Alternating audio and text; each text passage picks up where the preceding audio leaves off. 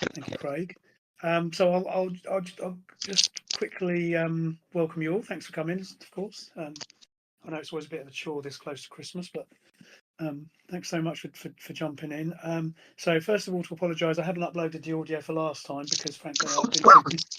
So and same goes for the for Kevin's one from the last Cthulhu game. So not Cthulhu, from Slow Agent. So I'll that's on my to-do list hopefully before too long. So apologies for that, but I will give us a bit of a recap of what happened last time. If everyone's good to get going, is that okay? Sounds good. Mm-hmm. Yeah. Cool. So this is episode 2, session 2 of Golden Heroes, whatever we're calling it, Legacy. I don't know, Age of Heroes, Legacy of Heroes, whatever we're calling it. And shit, I played in the 80s. There you go. Yeah, I played in the 80s. There you go. That put that on a t-shirt. So we're playing tonight the kind of second part of Crossfire. So Crossfire being the kind of introductory scenario of Golden Heroes. So if you recall, last time our intrepid heroes were caught up in a confrontation on Marsh Street in New London, whereby you came across a female armoured figure who was being shot at by what appeared to be paramilitary type soldiers from a nearby rooftop. In the process, yeah. Say again. Not an elf. Good point. I'm glad you mentioned that. I forgot. Totally enough. In the process, you rescued, if you remember, a child and mother from a mini. More about the mini later. And also Captain Sonar, I seem to remember it was, who freed a prisoner from the back of a police car. Unfortunately, the 2 police officers were killed, but saved them. And then I think it was Mr. Hyde who got to the rooftop where the paramilitary types were shooting at our mysterious target, and as you engaged them, they were basically disappearing. So as you were kind of taking them out, they were kind of popping away. And as the battle wound up, then operatives from a government secret, well, not that secret, but a government organisation called DICE, led by the gruff Major Dawson, turned up on the scene, and essentially took you with them to be debriefed at a nearby DICE substation, which was located underneath the newly opened London Film Museum. And in the process, you learned that a visiting movie star, whose name I will always forget, but her Lola Lavana. Lola, that's it, Lola Nirvana. Lola. But Lola Nirvana was had been abducted from the same museum by a mysterious figure who kind of appeared out of thin air, grabbed her, and she disappeared. And Major Dawson, if you remember, took you down into this substation, this DICE substation, which is hidden underneath the museum. And our mysterious friend Anurin, who had basically stayed hidden throughout this encounter, I think in astral form, if I remember correctly, had no, invisible. Astral. It's invisible, not astral.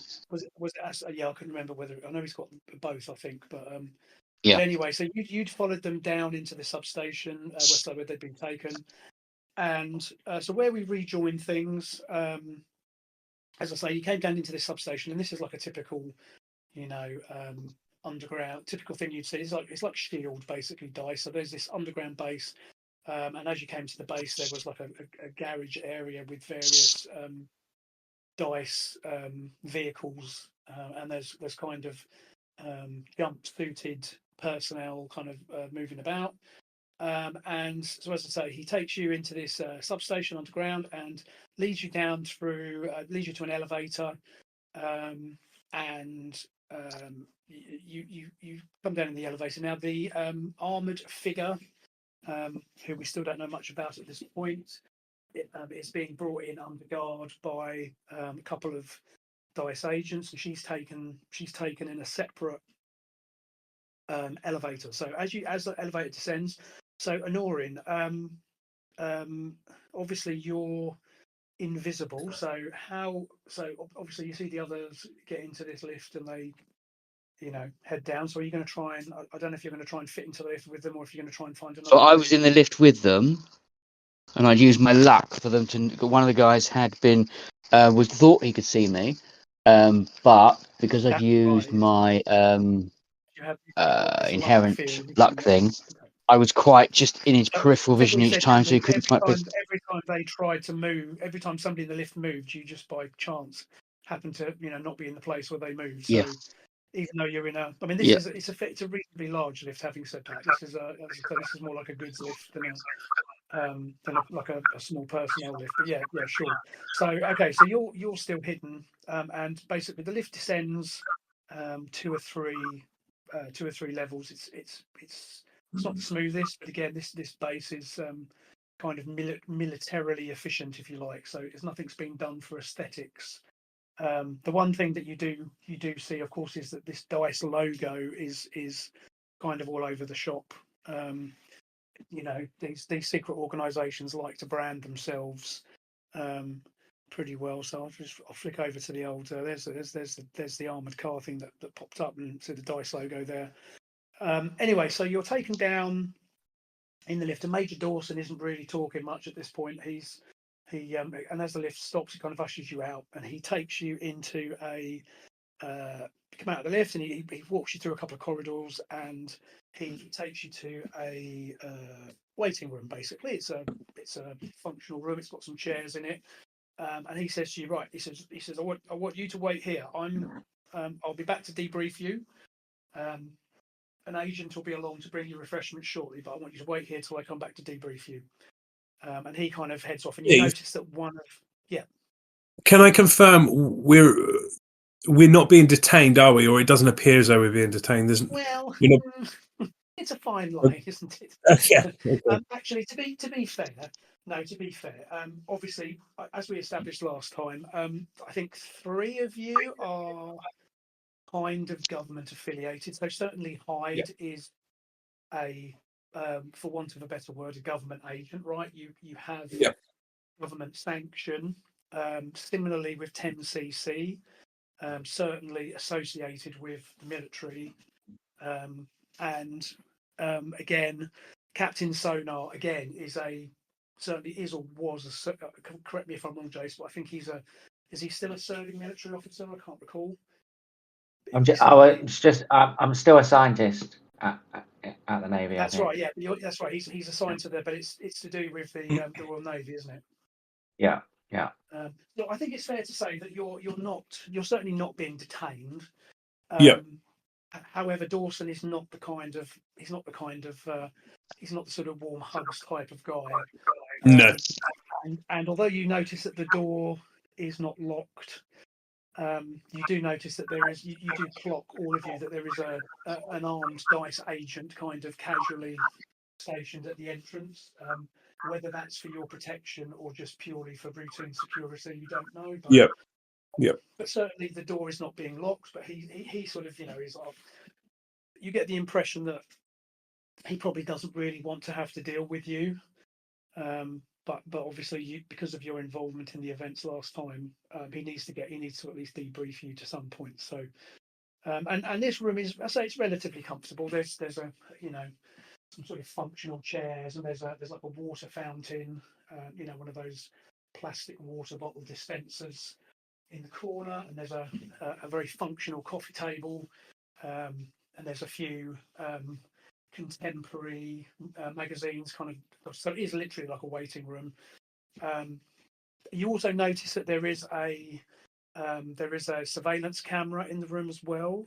It's obviously, given that this is 1980, 4. It's a fairly basic camera, but it's sort of blinking away in the corner of the room. But as you've come through this base, you've noticed that there are obviously cameras kind of dotted around. Probably to be expected. And as I say, he leaves you and heads off, and you can hear him having a sort of he's shouting at one of his subordinates as he heads away. And anyway, so you're in this room, and a few minutes pass. So I don't know if there's anything anyone wants to do whilst you're waiting. You're certainly free to take any actions that you might want to do so, or if you're happy just to wait for as directed. I might put my civvies on because I've decreased in size and this costume's sort of hanging off me, and I'm getting some smirky looks from some of these dice agents. So I'm going to change into my civvies. So does he? I guess he probably carries like a satchel or something with him. Does he? Because obviously, as you say, because he has to change. Because when he changes shape, I guess he probably Careful not to get a googly. You're the one with the cricket bat, aren't you? Yeah. Yeah. I guess I would. Yeah, I got a duffel bag or a cricket bag. Okay, so It's a carpet bag. It's one of those classic. Yeah, the brown leather ones. Oh, brown leather satchel. Yeah, perfect. So as you're sitting around, and as I say, time passes. It's only 10 minutes or so, and then the door opens, and in steps a young female dice lieutenant or lieutenant, I should say. I'll use the American way of saying it. You can tell she has a military because dice have a military structure. So she sort of comes in, and she's carrying a tray with basically tea and biscuits on it. She comes in and she smiles at you see her catch her sort of smiling at the dice agent who's outside on the door. He sort of opens the door for her and comes in and brings the tray in, and she sort of pops the tray down on the coffee table. And she's Any hobnobs? Well, I mean, hobnobs, I think in the 80s, it's probably more In the likely to be. 80s, no, there's some rich tea. There's some digestives and some rich tea. You're lucky if there's a custard cream on that plate. Yeah, I was going to say, if you're very lucky, you might get a chocolate bourbon or something, Oof. Or a Vincent, those things covered in tinfoil. Viscount. That's it, Viscount. The mint biscuits, yeah. They need to up their game, get some wagon wheels on there. This could totally degenerate into a conversation about biscuits, but anyway. How British. So, yeah. She's busying herself with this, and as you're sort of you're checking, you're keeping an eye on her, and you're eyeing the biscuits, and as I say, clocking the ginger nuts maybe and the rich teas, and all of a sudden from outside the door you hear what sounds like weapons fire. So you hear kind of, and obviously all of you are kind of taken somewhat by surprise by this. One thing I should do, actually, I'm just going to open up, because again I really need to look at your character sheets. I don't know if you've still got the link from last time. I'm just going to open up the character sheets, just because it's good for me to be able to sort of advise you on abilities and things I may. Okay, Steve, no sooner have I zipped up my jacket, I'll unzip it again and get changed back into me costume. And I'll they've got hobnobs and ginger nuts. And I'll take some of the serum. I'll take a shot of serum to buff me up. Perfect. I didn't eat any of these biscuits or this tea. This lady looks shifty.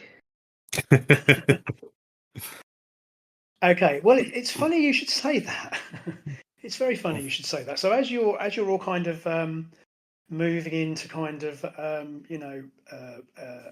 superhero action pose, as you say, Hyde is drinking his serum. 10 cc is kind of just sitting quietly in the corner. Man of action. So you all kind of react to this sound of as I say, weapons fire from outside. And as you're paying attention to this, then all of a sudden the female lieutenant in front of you, you see her form kind of ripples, and standing in front of you is a humanoid dog. Essentially, it's a man-sized creature who, more than anything, closely resembles a I guess a human wolf is probably the closest I can. And obviously this is somewhat of a surprise. So Punch it. Dave, does the creature look like a typical werewolf, or is it something different? well, hang on a minute. What I'll do is I'm just going to let me just give me a second, and I will just find you an image, because again, there is a token. 80s. So our points of reference for the 80s would be American Werewolf in London and Escape from Atlantis. Teen Wolf. Escape from Atlantis had Teen Wolf. No, that's It's Looking later at in the that. 80s, isn't it? late 80s, yeah. Yeah. And I will let you 85. decide for yourself. Was it 85? 85. That's great. Yeah. Oh, next year then. Next year when we're watching it, we'll have some flashbacks. Is it 84? Right, okay. Let me write that down. So can you see that image?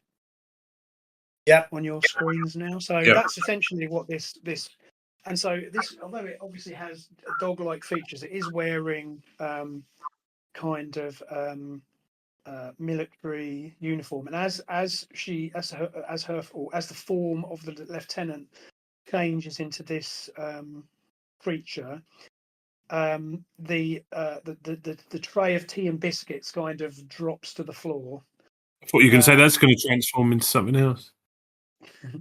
And this creature with another this creature speaks to you, and it seems to be speaking through some sort of translation device, because you can hear a language that you don't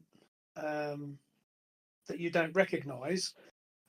Clearly he's speaking in his natural language, but there's also you can hear English being kind of broadcast or kind of presented over the top of that. So you presume he's speaking through some sort of a translation device. I'm just looking. So you guys, with your certainly, I think our friend Captain Sonar. Again, your background in science and cybernetics and so on. Yeah, you're convinced that he's obviously using a translator, which suggests, given his appearance as well, that he's probably not from Kansas, so to speak. And as you're reacting to this, he reaches for a pouch on the side of his uniform. Now you notice that he is wearing a sidearm. Again, it's not a sidearm any of you would recognise, but what he does is he reaches it into a pouch, and he pulls out a bag, like a black bag with a pull tie on the top, and he reaches into it. And as you're presumably all kind of standing ready, depending on what you're going to do with him, what he pulls out of this bag actually is what appears to be a handful of large gemstones. And to your untrained eyes, these look as if they are probably the largest diamonds that you've ever seen. Okay. And he speaks to you. He says, all you have to do is not get involved, and these diamonds are yours. I gather these are valuable in your culture. Take these as offered, and you can take these, and you will leave this place unharmed. Okay, so no way. yeah, I don't really. I'm going to decloak behind him and punch him in the back of the head. Oh well, I'm punching him in the face. Cool. We'll shake in the middle. We'll shake in the middle. So obviously, the first thing that happens is that you all I'm taken by surprise by the fact that this other being has appeared from thin air behind. So as if it wasn't strange enough having a giant humanoid wolf standing in front of you offering you diamonds, that now there's a kind of guy who looks for all intents and purposes like what you would expect a druid to look like, although probably better dressed, I would say. I think that's fair. And as you Looks like watch a again, reject from Doctor Who, as yeah. a point of reference, I would say. And just out of interest, Kev, do your abilities have any kind of sound associated with them? So does he make does he make a noise that's associated with him becoming visible, or is it just quiet? No, but you could go with the Star Trek door for this moment. Okay. So okay. So I'm going to give you lot the first round because obviously, apart from anything else, in fact, what I'm going to do, I'm going to give you 2 frames to act because obviously Anurian will have caught this guy by surprise because he's appeared out of thin air behind him, and there's no evidence that he has detected you. Okay, so I'll allow all of you to act, to take 2 frames to act if you wish to do so before he gets a chance to do anything. Does that seem fair, given that you've just popped out of thin air behind him? I won't get you to roll for initiative, but we'll just go with that. So right, Kevin. So you're going to act first again. Now, basically, in the way that the turn would normally work, what I've done is I've got my little combat sheet here, and I've listed you in dexterity order. So normally, Captain Sonar would go first, followed by 10cc, followed by Anurian, followed by Hyde. But I'm going to let Anurian go first because, again, you've got the drop on this guy, and of course, nobody else was aware that you were in the room. So, what would you like to do with your 2 frames of action that you've got? Okay, so obviously 2 frames allows you to take an action, which means you could probably use a superpower, or because obviously a hand-to-hand attack is 1 frame, so you could hit him twice, or you could hit him and move, or obviously you can move every frame as well. But I presume you're probably not going to move as you're behind him, right? no, so I am going to discombobulate him by smacking him with both my hands, both sides of the head, on the ears, really hard, which should discombobulate him. If you've ever had that happen to you, you just know it is quite. It's not quite Homelander style, but it is enough to make your ears ring like a bitch. Okay, so you're basically there's the room you're in. You're behind him. I'm going to just keep the lieutenant counter there just for the sake of for ease. Okay, so you're behind him. You're going to attack him. So right. So what you're going to do is you are going to make a hand-to-hand attack. So I believe with you've got your hand-to-hand attack is fist foot attack is weapon class 2. Yeah. Okay. So I've got 2 frames. I'm going to do this twice. Okay, so you're going to go bang. That's my attack. Bang, bang. At which point he should be discombobulated enough for anyone else to punch him and him lose everything. Yep, that sounds good.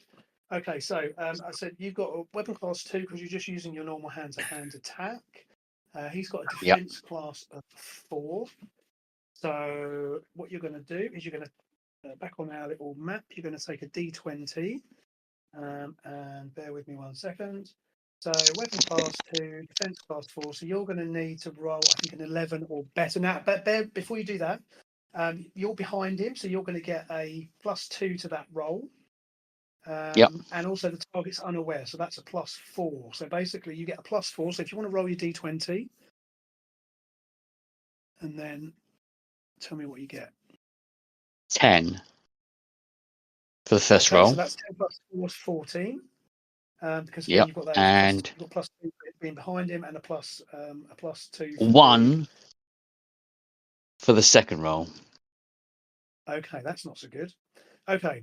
So my critical failure. My arms fall off. My hands fall off. That's actually a critical miss as well. Okay, so Yeah. what we'll do for the first one, however, you have successfully whacked him from behind. So what you're 2d6, going isn't to it? do is your damage with your bare hand damage is, I believe, 2d6 hits to coma, I 1d6 haven't got plus an extra. minus 6 hits to kill. Just use. You can So use the I haven't d6 got on any. the roller. Yeah, I was just seeing. I So, don't know. I haven't got a damage modifier. Have I? No. I don't believe so. Okay. Your strength isn't such that you've got any damage modifier. So bang bang Certainly hits not to in your coma. normal. So Oh, 9 nice. hits to coma, 9 and hits to then coma. and then 5 hits to kill. Okay. And because that's all, That's smart. because you take 6 off that, so basically you don't do any hits because you're only essentially stunning Yeah. him. Okay, so just bear with me 1 second. Let's see what is. So you did 5 points of 5 points of hits to coma. Yep. Now he's got a divider of 3. So Yeah. you're basically only going to do like one of you. I'm going to give you like 2 points of hits to coma. So just bear with me. So yeah, I mean, you've certainly surprised him. Let's put it that way. Bearing in mind, he's not really taken much significant damage, but you've whacked him, and his kind of head whips round in reaction. And now your second attack, you did a critical miss. So I need you to roll a d10 for me, please.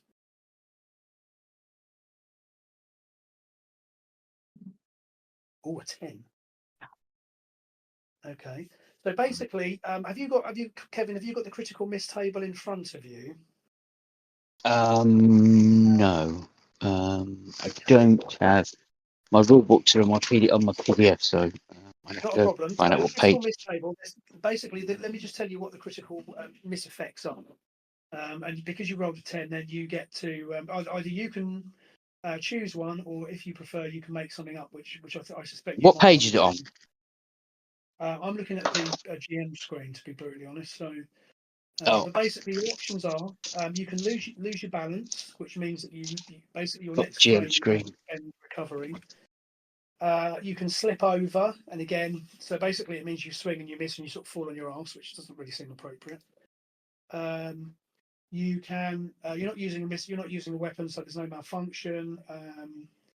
And attack too slow, but again, I don't think that's really appropriate because you have him by surprise. What you could say is you've left yourself open to attack. So because you've kind of overextended, it means that if he attacks you, he'll get a bonus to his strike modifier. He'll get a bonus to strike you because essentially you've kind of overswung and left yourself open. Yeah. So in essence, I've swung, hit him, gone to swing again, but he's turned round. If he's going to turn around to face me, he's turned around to face me 1 foot back, at which point I just simply slapped my hands together in front of his face, and they sting a little bit. That's perfect. Let's go with that.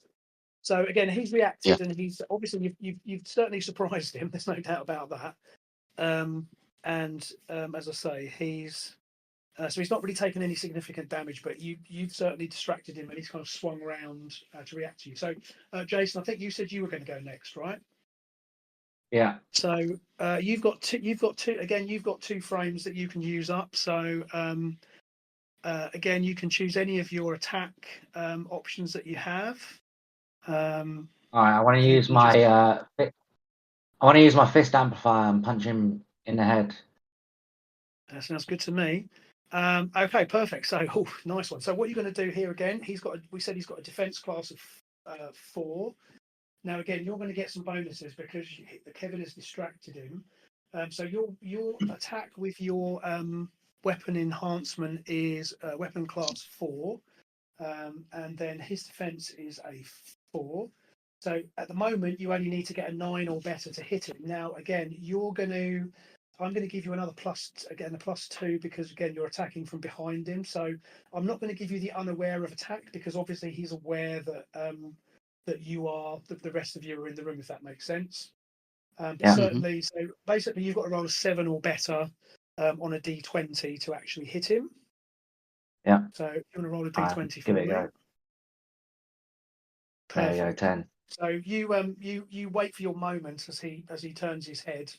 and your kind of enhanced fist sort of lashes out.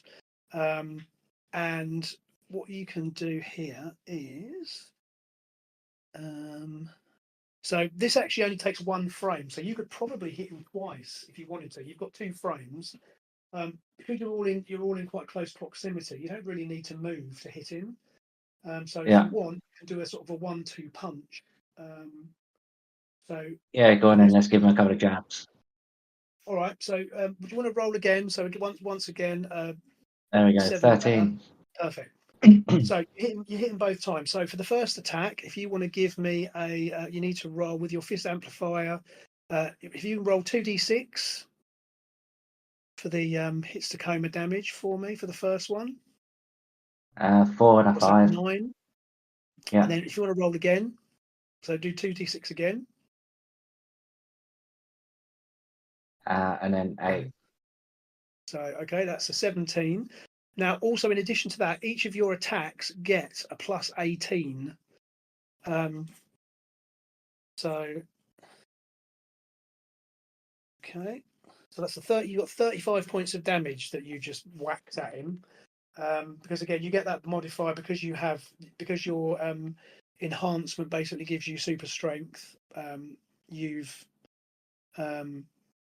whacked him with that. So I'm just looking to see what can he do to defend against that. So hits the comas divided by. So he's got damage dividers of 3. So basically, you're going to do an extra. That's another 13 points of damage that you've done to him because he because of his armor and because of his abilities, he damage gets divided. So it means when you hit him, we divide the damage because the armor takes it. Having said that, you've still done a pretty good hit to him. So he is taken. Making sure he doesn't take any penalties from that. Okay, fine. So right, you've followed up with a 1-2 punch. So the rest of you have also got frames to act. So if either of the rest of you want to do anything, please, if you let me know what you want to do. Mike. Yeah, no, I'm still here. I don't know if you. Right, I'm going to come up out of my chair. Yeah. It's a dog pile. Come on, let's get. Yeah, it's a dog pile. Come up out of my chair, draw my baton, twirl it, and then clock him round the back of the head with it. Nice one. Baton twirling. Yeah. Perfect. Well, So yeah. again, so you move. The movement is minimal because again, and with Golden Heroes, you can move in every frame. So you can move up to 5 meters every frame. But again, looking at that map, as you can see, you're all kind of clustered in the same room anyway. So you basically move across and again, Captain Sonar's kind of twatted him. You come across and twat him with your baton. So what you need to do, Mike, is if you can, you've got weapon class 4, and again, so I think you're going to again be you're going to need a 7 or better because again you're behind him. Again, he's aware of you, but you still get the bonus of the being behind him. So if you can roll a d20 for me, and you just need to roll 7 or better. Oh, excellent! A critical hit, nice. So let's resolve that now. So first, we'll come back and do your second action in a second. So what you need to do now is because you've hit him. First of all, you can roll your damage. So you need to roll 2d6.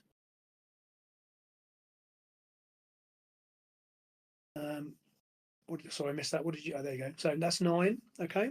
So you got 9. Now you also to that you add your 12 from your damage modifier because you have super strength. So Okay, that's 21. So that's 21. Okay. Now critical hit.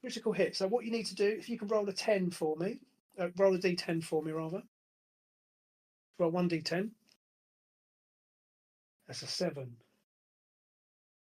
Okay, nice. So what you've done is you've caught them off balance, and it means their pushback threshold. As it's a critical, is there any chance I can make it a knockout blow? No, essentially, because what you've done is, having said that, what you've done is it's critical hit. So does he get to roll on the critical hits table? Yes, he's done that. So he rolled a critical hit, and on the critical hit, what he's done is he rolled a 7. So he's caught his foe off balance, which means the threshold is reduced by 15. So his pushback threshold is 5. Now you've just done 21.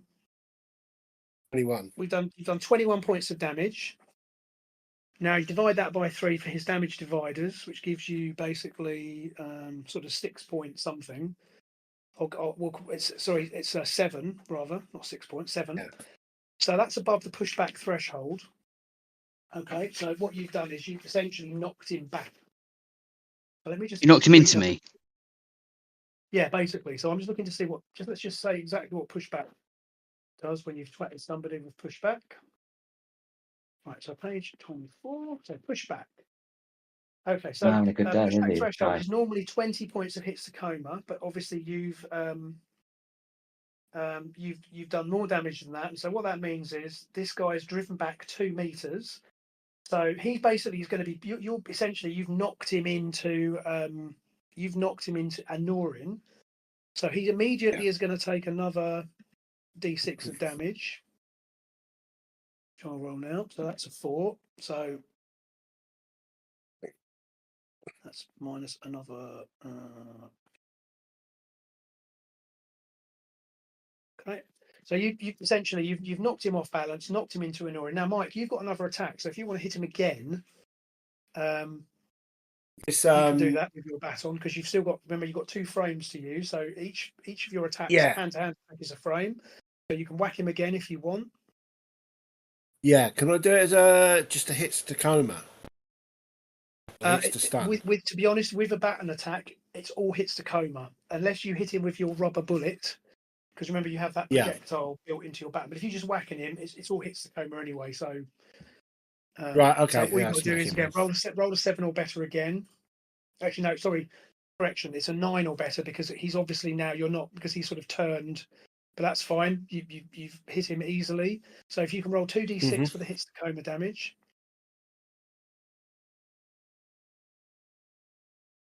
Okay, so that's 7, and then plus you've got that bonus that we've already talked about. So you've got 7, so you've got 19 points of damage. 19.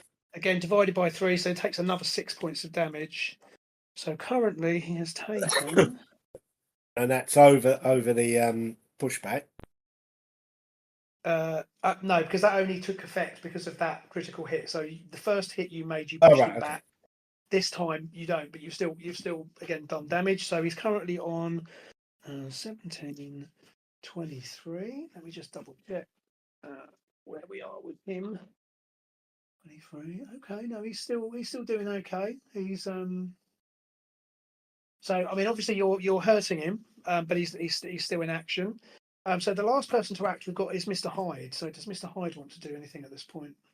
Yeah. So for my first frame, I'd like to sort of be hopping on one foot, trying not to fall over as I'm pulling my other boot on, with a biscuit in my mouth. Hang on, which type of biscuit is it? Oh yeah, there's always time for a biscuit, Steve. He went dirty. He got a bourbon, didn't he? He went dirty. Well, and then I first biscuit on the train. Once my boot is secured, I think with biscuit crumbs spewing from my mouth, I'm going to shout, "I'm here to kick ass and eat hobnobs, but you're all out of hobnobs." And then I'm going to rugby tackle this fella, hopefully through the door. Okay, so I just want to charge and sort of do a rugby tackle through the door. Is that a possibility? Okay. Yeah, it is. So what you can do is because you have the speed, you've got super speed. So one of your benefits from that is you have an option called charge into combat. So essentially what that means is that you kind of run into him and twat him essentially. Yeah. So assuming that's what you want to do, if you're just going to literally and bearing in mind you've got that attack takes a frame. So what you could do as a suggestion is you could run into him, you could charge into combat with him in the first frame. And then in the second frame, you also can do what's called a Sunday punch. Because you've got martial arts pugilism, which is essentially boxing, you can also you could charge into him and then you could hit him with a Sunday punch, which does way more damage, basically.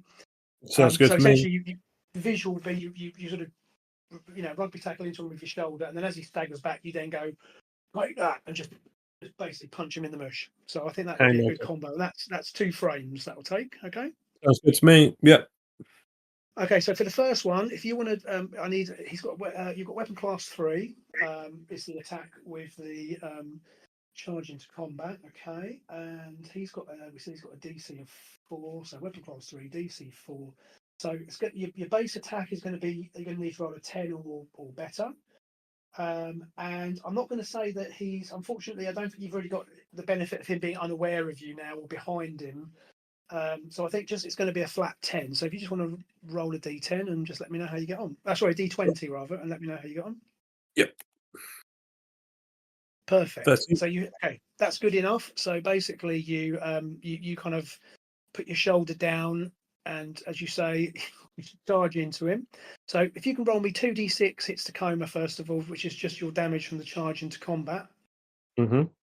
So that's where he's essentially, so that's 9 points of damage. Okay. So I buy 3, so that's going to be that's another 3. And then what you're going to do now is you are going to follow that up with your Sunday punch. So you've kind of knocked him off balance. And then once again, a D20. Again, difficulty is going to be a 10 to hit him.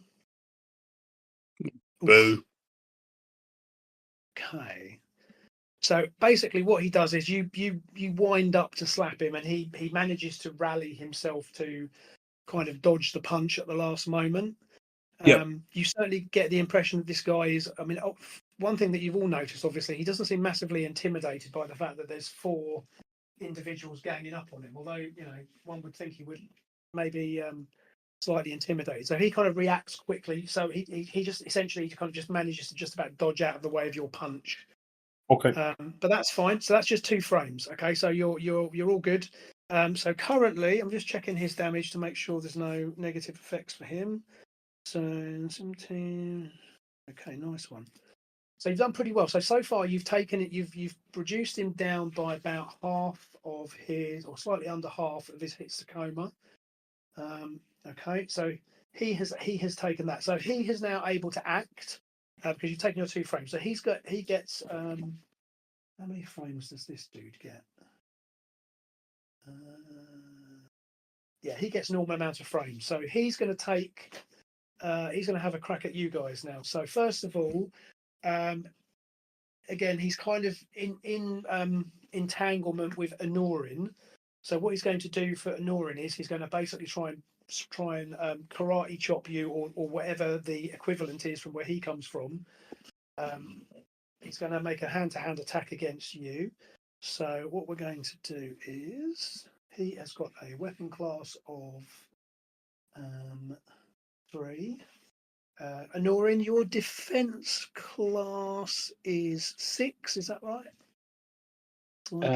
Defense class of class. 6. Okay. Now, Yeah. bear in mind, Yep. you'll get a chance to make you'll have a chance to make a combat response if you want. So we'll just see how he gets on, and then you can decide if you want to try and evade it. You can do so. So defense class is 6, and we said he's got a weapon class of 3. So 3. He's got to roll a 9 or better. He doesn't get any modifiers because obviously you are aware. Oh, just about scrapes it. So what happens is he's going to hit you. So what you can do is you can make a combat response. So what that means is you can use up some of your future frames to try and avoid being hit, or you can simply take the hit. It's really up to you. So what you can do. Actually, no, I stand corrected. You can make 4 combat responses in 1 round. No. Weapon class 0 or 1 costs you nothing. Anything else you need to buy with frames. So bear in mind you've got 2 frames still left in this round, so that you can. Haven't we got 4? You do. We've But got 4 because we used. And you've got 2. I thought we got 2 remaining. free because we won initiative, so we got 2, and that's on top of our existing frames. I just gave you the 2 because we didn't roll for initiative, so I just gave you 2 frames in advance of him. So you normally have 4 frames, so you've got 2 in your pocket, and you can also buy frames from future rounds if you want. I've got a checklist so I can mark them off. But essentially, your options. Let's be honest. Your options really are going to be either dodging him or parrying him with this kind of attack. So it's really up to you as to how you want to react to that. Do you want to try and dodge him, or are you happy just to sort of take the hit? Take it on the chin. I will dodge him. Okay. So what you need to do is you're going to need to roll I believe you roll a d6. You don't have a dodge modifier. So just roll a d6 for me and tell me what you get.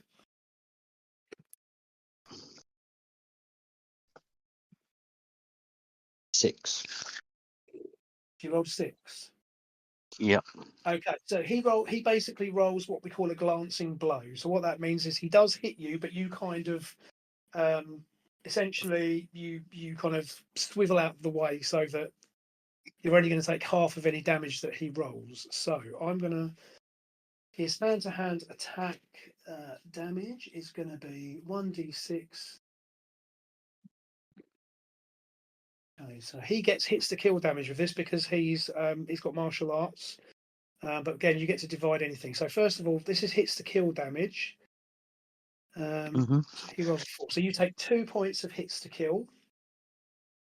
So what that means is that's obviously to the others who don't know what that means. This just means he essentially draws blood. He actually physically injures you. So whereas hits to coma is kind of stun damage effectively, hits to coma means he's actually so he probably touch your lip or something. It's nothing. It's superficial, but stings a bit. And then for his hits to coma, he gets 2d6 hits to coma plus 6.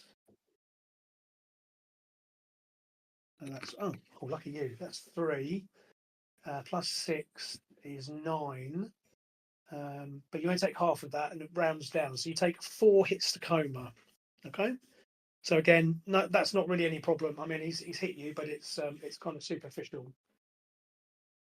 But obviously, what that does tell you about him is that he is obviously trained. He's obviously militarily trained, because you can see that he moves with the sort of ability of a soldier. Now, the next thing that he does is with his second frame is he's going to use his second frame to draw his weapon. He has again, futuristic looking sidearm. He's going to use that frame up to draw his weapon. And then he's going to use his remaining 2 frames to shoot somebody with his blaster pistol. So I'm going to do it randomly. So let's have a look. Where are we all organised? So we've got. How big's the He's room? going to take a shot. It is what 1, 2, 3, 4. It's about I don't know, about 8 or 9. It's about 9 meters. 9 meters. So it's not small. It looks quite cramped on there because these squares are 2 meters each. But if you look at it's 8, so it's 8. Call it 9 meters. But basically, he's going to take a shot at one of you 3, either sonar, 10cc, or hide. Purely, what did I put 11cc? That's really weird. I've just realised I've written 11cc. An upgrade. I don't quite know Leveled up. He's leveled up. He's gone up by 1. There we go. Right, so I'm going to randomise it. So it's going to be 1 to 2 sonar, 3 to 4 10cc, and 5 to 6 hide. All right. Just bear with me a second. Yeah, so he literally just draws his blaster and he's just going to shoot at whoever catches his eye. Looks like hide. It's coming for you. Yeah. So he draws his. You see him draw this blaster, and again, you will get a chance to dodge once he's made his attack. So he's going to use. He's got a blaster. It's got a weapon class of 2, and your defense class is 6. Okay. Defense class of 6. Weapon class of 2. He's got a roll of 10 or better. He doesn't really have any bonuses or modifiers. He's obviously within short range. Oh, he misses you. So he whips this, I say, kind of mean-looking blaster out of this holster, and he looses off a shot at you, but it sort of crackles past your ear, and you can sort of feel the heat. It's clearly some sort of an energy weapon. It's not a not a projectile weapon; it's an energy weapon of some sort. And as I say, you can sort of feel the heat as it crackles past your ear. Right, so he's used up all of his actions for this round.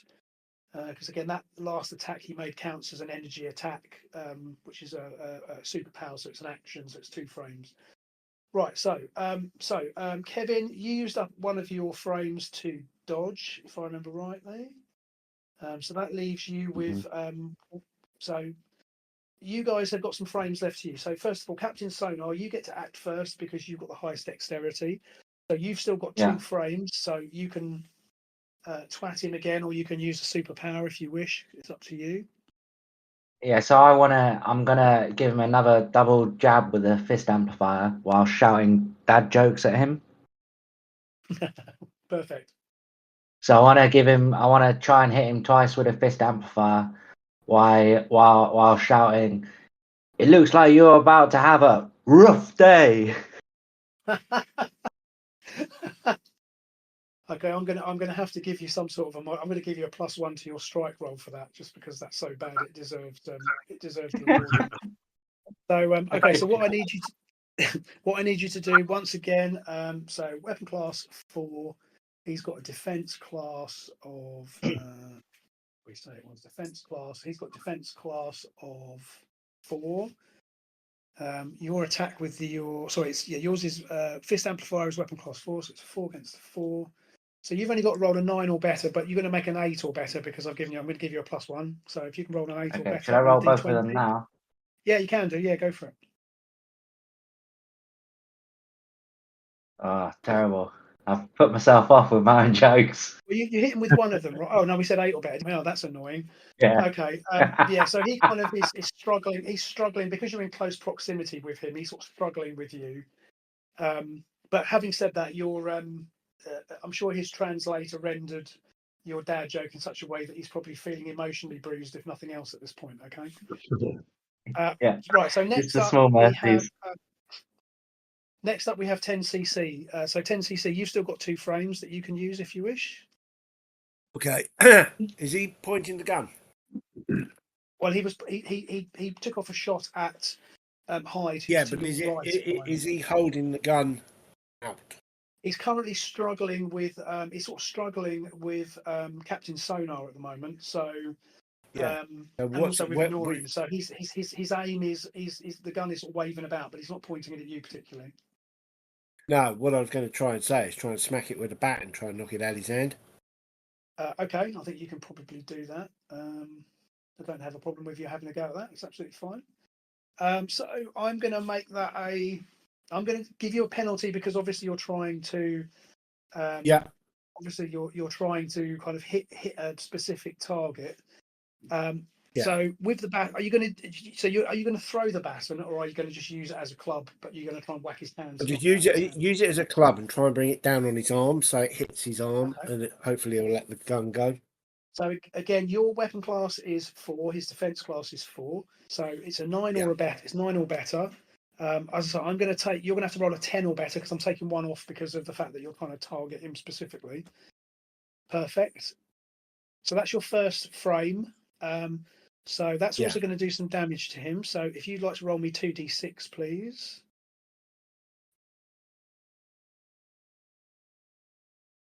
Okay. And 6, and then obviously you've got that nice damage modifier of 12. So 18. So it's another 6 points of. He actually takes another 6. And she's up to 28 at the moment. Okay. So you're over halfway down through his Tacoma at the moment. So he's beginning to feel this now. Okay, so that's the first attack. So what do you want to do with the second one? So okay, you hit him with that, and essentially what I'm going to do is I'm going to see whether he can dodge you, but I'm going to give him. So if he doesn't dodge you, but does he let go of the gun? Yeah, well, that's what I'm going to try and do because he sees what you're trying to do. Because obviously you've gone for his fingers to try and get him to. So I'm going to roll and see whether he manages to. If he doesn't manage to dodge you, then no, he rolled a 6.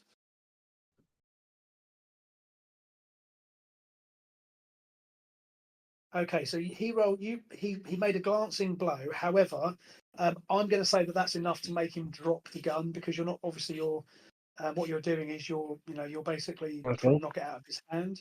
So you've flatted him with that, and you see that despite his best efforts, he drops the weapon drops to the ground, and you've still got one frame left.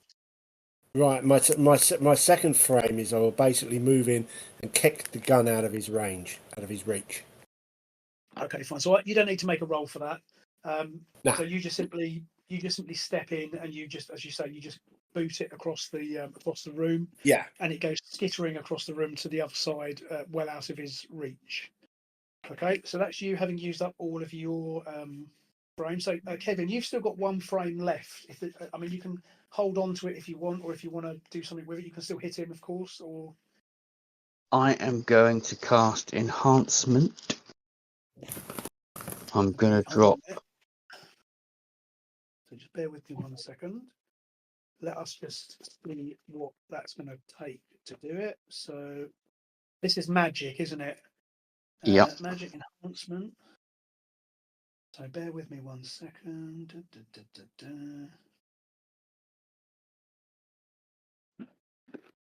So I believe it takes each spell, I think, is an action. So that's going to take up a frame in advance, which is fine. You can do that, no problem. And it's going to cost you 5 magic points to cast enhancement. So what is it that you want to do with that spell? So I am going to cast combat skill on myself. So that grade gives you 2. martial arts grade 2. Yep. Nice.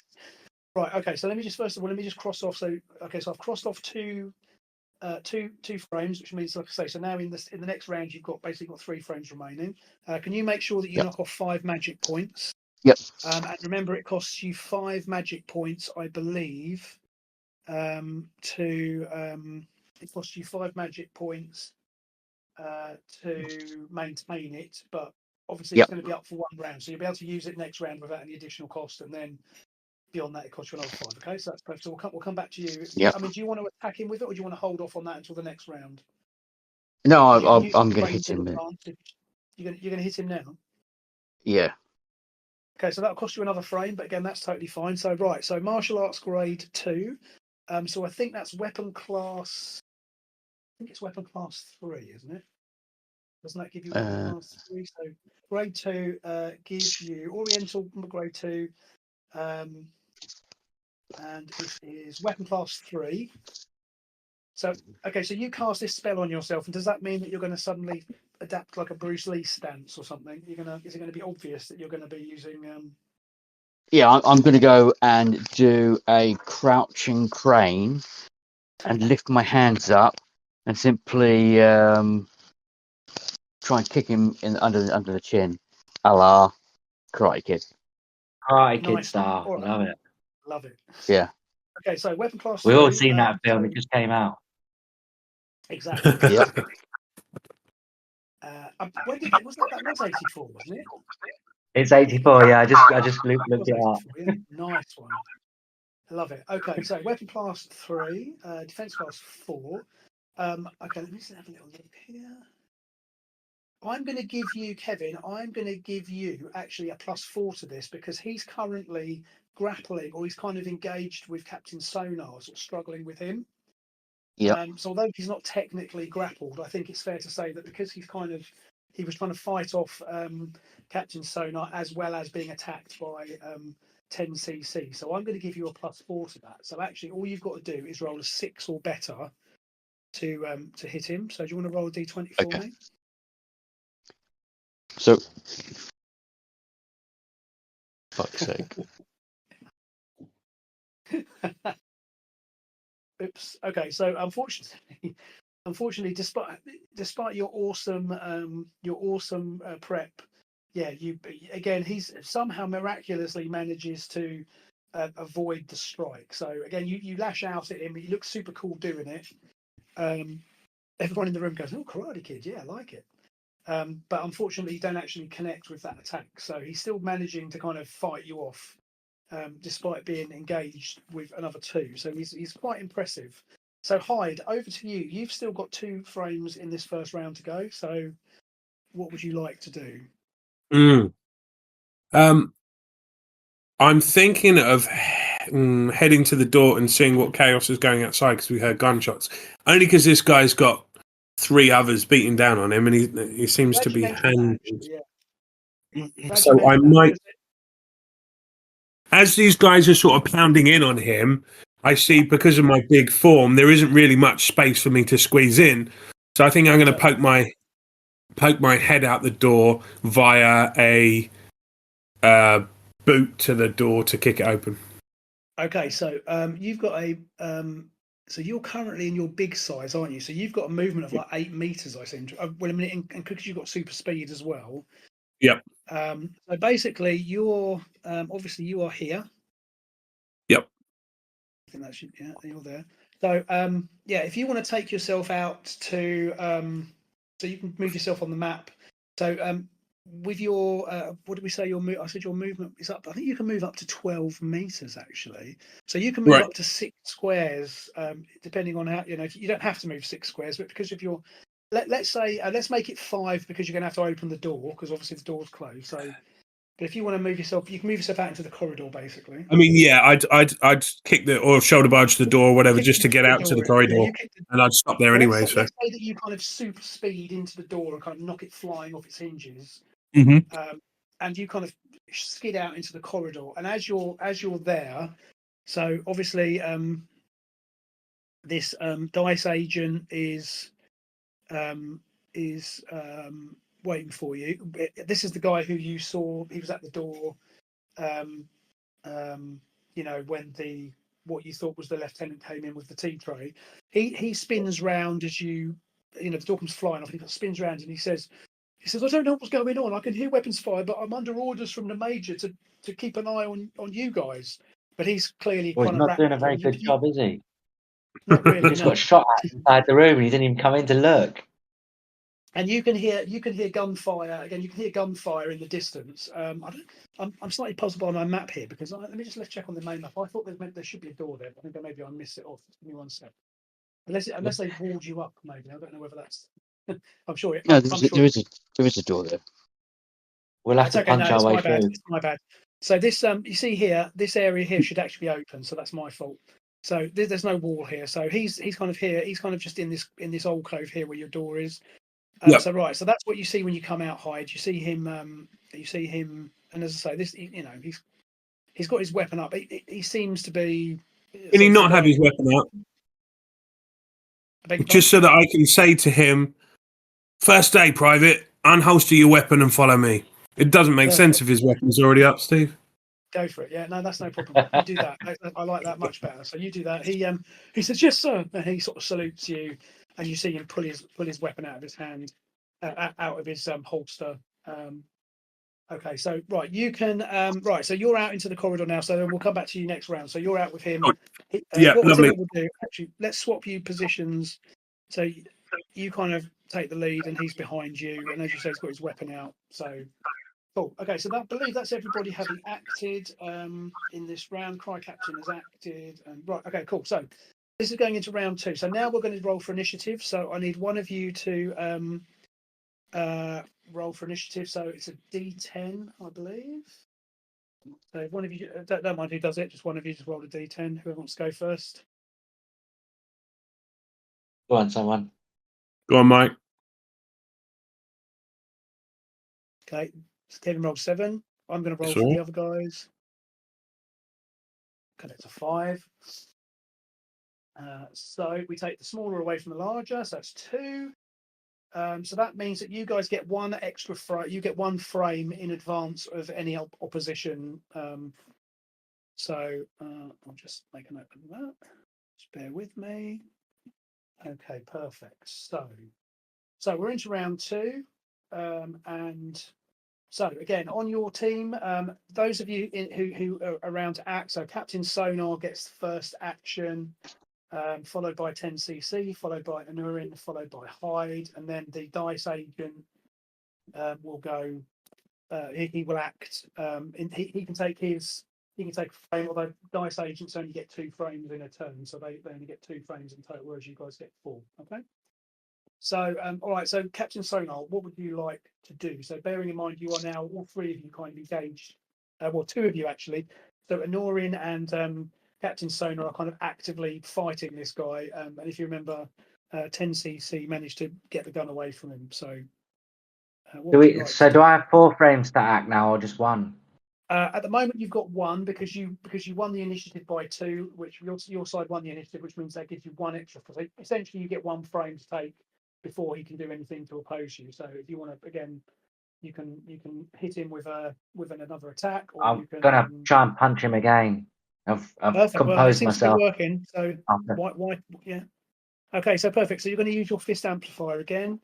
I'm Yeah. assuming, so that means again his defense class is 4. Now again, I'm going to give you a bonus because again he's now sort of engaged with both of you.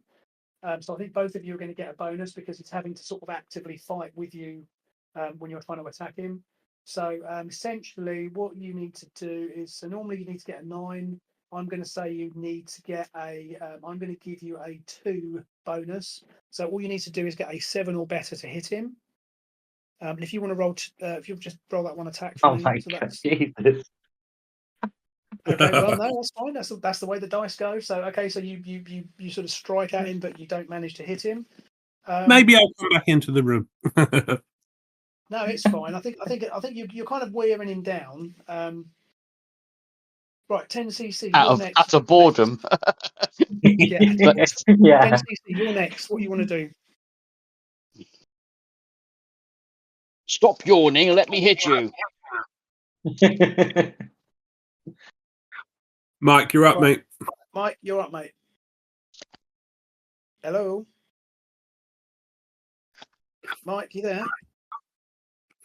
Oh, hello, Michael. Are you there? Oh, have we lost him? Mike, are you there? Okay, Mike's not there. All right, fine. We'll move on. So next up then is Anorin. So Anorin, you've still got. I mean, obviously you've got 1 frame to take. So what would you like to do? You're going to hit him again with your martial arts, I'm guessing. Yeah. Okay, Yep. perfect. So what you're going to do is weapon class 3. Again, you're going to get a +2 bonus. So weapon class 3, 4. So you need to roll an 8 or better to hit him on a d20. Nice one, 18, perfect. So what you're going to do with grade 2, so what you can do is you've got the option here that you can either do 1d6 hits to kill and 2d6 plus 6 hits to coma, or 2d6 plus 3 hits to kill and 1d6 hits to coma. If it were me, I would probably go for the hits to coma because you want to try and knock him out, really, but it's up to you. Yeah, because I haven't got a gun to shoot him in the face because he's annoyed me now. But we'll do that. Let's say 2d6. It's 2d6 plus 6. This is for hits to coma damage. So yeah, you've hit him with your you sort of karate chop him, or you do another go with your crane attack if you like. So yeah, just give me 2d6. Fuck's So sake. that's Shit. 3 plus 6 Plus 3 is 6. is it's 9. Yeah, that's 9 points of damage. And it's another 3. That's okay. Right, so yeah, you've given him a good solid whack. And then Okay, 4 so hits to kill. perfect. Hits to what's his? Let me just look at his dividers. Hits to kill. Make sure we have that right. His dividers for hits to kill are. Did you say you did 4? So he's got a divider of 4 hits to kill. So he takes 1 point of hits to kill. Which is but there you go. Okay. Okay. So anyway, so you've twatted him. That's good. You're getting close. Anybody hear me? He's wearing armor. Yeah, Yeah. we can now. Can Mike hear you now? If up for that. Right. So Mike, you've got an action to take. What would you like to do? As I said, I'm going to go in and twat him again. Use. Okay. 1 frame. I'll just go in and twat him again. Yeah, no problem. All right. So it's a with the baton. It's weapon class 4 versus 4. Yep. I'm going to give you a 2, so that's a 9. I'm going to give you 2 bonus. You need to get a 7 or better on a d20, please. Perfect. So you hit him, and what you're going to do here is you are going to give me please. 2d6 for the damage. Okay, that is That's 5 5. plus your 12 is 17. 17. So that's another 5. Okay, you've hit him with that. Perfect. Okay, you felt that one for sure. 10 cc. Okay, so Hyde, you are out in the corridor with with Corporal Eager here. So what would you like to do? So you've got one Yeah. frame, which means that Can I see or hear gunfire in the corridor?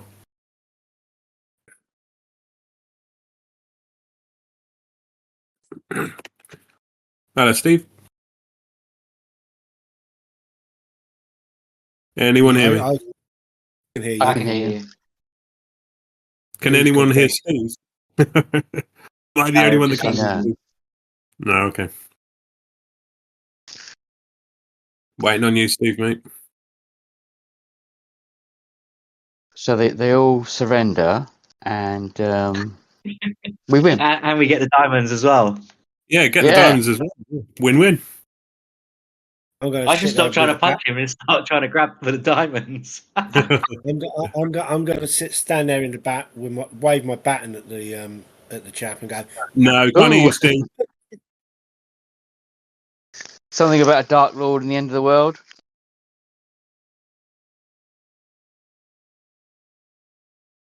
Can't hit anyone now. We'll all Still in the take a green. turn before the night. I did this Okay, one. Kev. Okay, Kev. You know Golden Heroes. You can run the rest of it. Yeah, you you go, know the Kerrin. scenario, don't you, Kev? What happens next? I'm not going to tell you what happens next. Can you Yes, hear me now? Yeah. Yes. Can you Yeah, hear me you now? know. Got it. Yes. Okay, sorry about that. No worries. Shall I do you For now, some- sir? Shall I do you now, sir? So for some reason, it decided to connect to my phone. I don't quite know why, but anyway. Right. Anyway, so right. Let's just see. Let me just gather my thoughts. Right. So yeah, Hyde, you can hear gunfire. You can see what looks like energy beams and bullets kind of flying around. But again, at the moment, you can't see any protagonists. Right. Yeah, but I can see it whipping past the corridor. Yeah. Yeah, you can see fire being exchanged up and down the corridor. Okay. Yep. Do I? So I can see. Can I see a mix of I guess standard artillery and energy weapons? Yes, you can. Do So the energy weapons. Sorry, go on, Steve. I was What I was just going to say, gonna say do is- I know do the dice guys have energy weapons or do they have standard rounds? Okay, that is a good point. So that's a very perceptive question. The answer is you can see from your dice guy who's with you. He's obviously carrying an automatic. He's got like a pistol, like a Browning high power or Beretta or something. So he's clearly using a projectile weapon. All of the dice agents that you've seen so far have been carrying conventional weapons. So, for example, basically like an MP5. Again, I think the MP5 was around in the 80s, like the SAS type of weapon. So although they're kind of jazzed up a bit, but they are basically machine guns. So as far as you know, dice agents are not using energy weapons. So given that there is energy weapon fire and projectile weapons, it's probably safe to assume that whoever's firing the energy weapons is probably not a dice agent. Bless you. Thank you very much. Gesundheit. Okay, so yeah, what would you like to do? So again, you've got a frame to take. It's up to you. If you can hold on to that frame if you want and see what develops, or you can because again you can move and act within a frame. And again, you've got quite a bit of movement. With your super speed, you can move quite a fair distance. So. I have, yeah. So I obviously want to get a gauge of what's going on in this corridor. So I want to peep round the corner towards the direction of where the energy fire is coming from. Okay, perfect. So you move up to the corner here. Yep. And as you you sort of peer. Oh, hello. You peer around the corner, and this guy you can see. Yep. Although he seems to be wielding a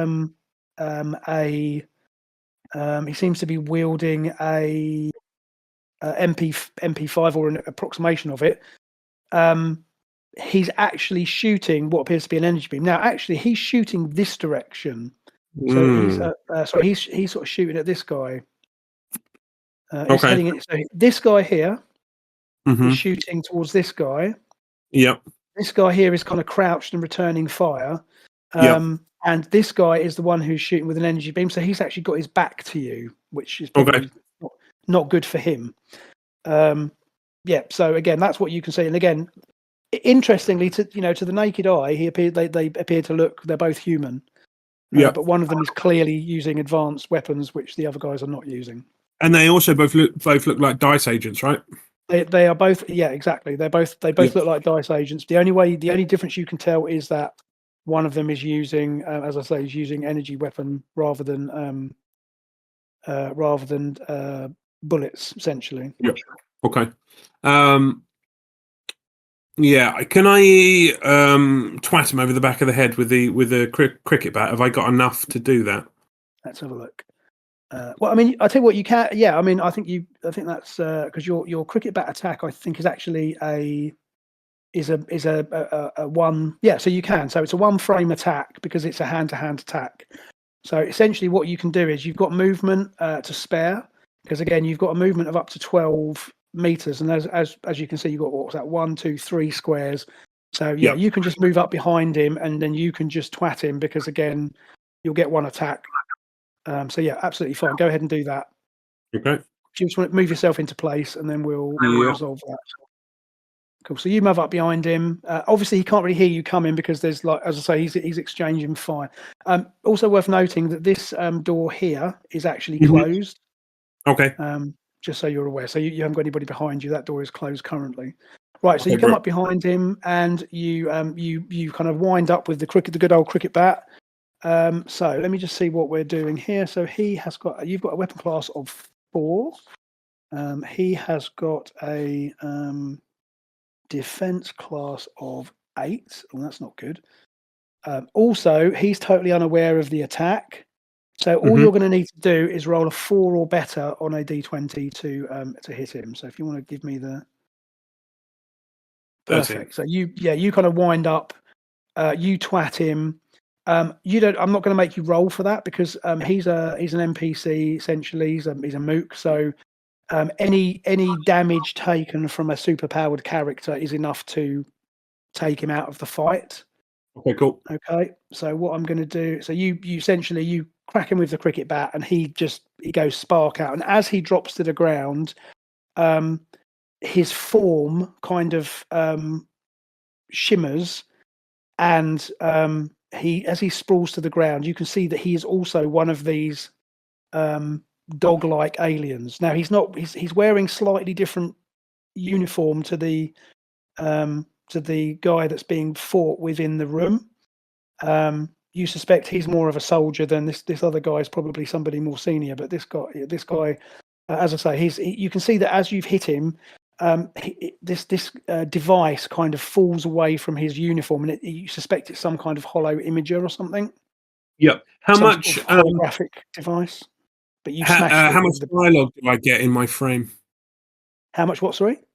Dialogue. Oh, you can give as much dialogue as you like. Yeah. Essentially, my little lackey fella who should be right behind me. I want him to. I want to instruct him to search this guy for any unknown devices that could be changing his form, and to get it to Captain Sonar, who's in the other room. Okay, perfect. So he basically roots around, and again, that, as I said, when you hit him, this device kind of fell off him, which you suspect is probably what was creating the holographic imagery. So he sort of picks it up and goes, "Is this the sort of thing you mean, sir?" And he picks up this kind of futuristic look. It looks like a hockey puck, essentially. It's like a round device. It's got blinking lights on it. And he goes, "Is this the sort of thing you're talking about, sir?" Right, money. He grabs it and he's going to head off back. But again, we'll get to him again in a bit. So he takes that.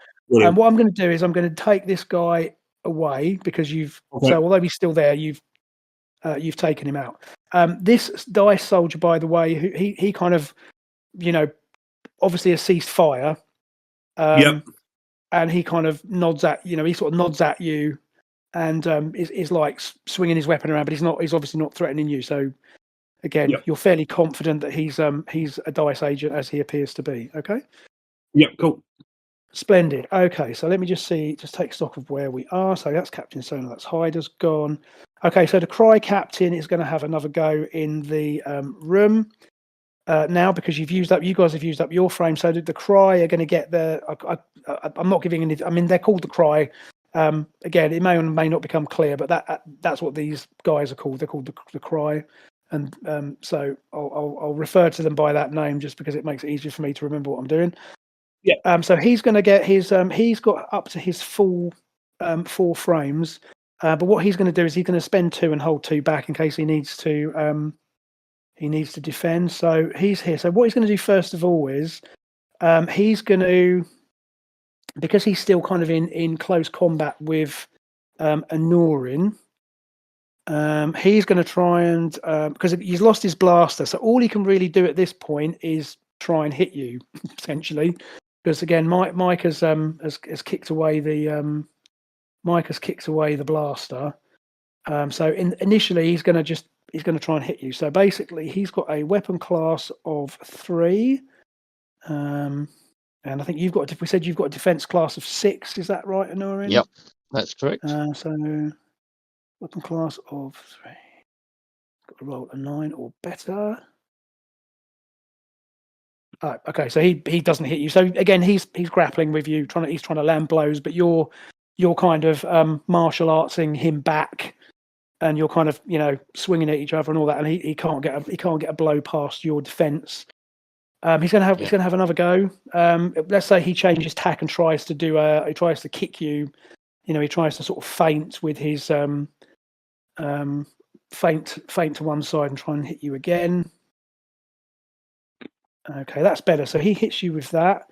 Now, do you want to try and dodge him, or do you want to just take the hit? Or you can try and parry him as well, can't you? You can actually parry him because you're using martial arts. I think you can actually parry him, can't you? Yeah, that becomes a parry. Should we give that a go? Because parry might be more appropriate because you're using martial arts. So let's have a little look and see if I can remember how that works. So with a parry, okay. So in between the blow striking and the striking your character's damage being determined, they attempt to strike the oncoming attack with an attack form of their own. It takes as long to parry an attack as the attack itself takes, so that's a frame. So what you do is you make a strike roll for the attack form being used to parry. So I'm assuming you're going to use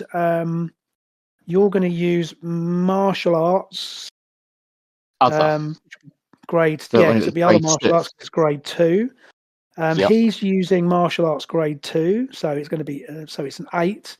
So I think you basically need to roll an 8 or better to parry him. So do you want to hit me with a D20? No. Okay, so you don't manage to parry him, so he manages to hit you.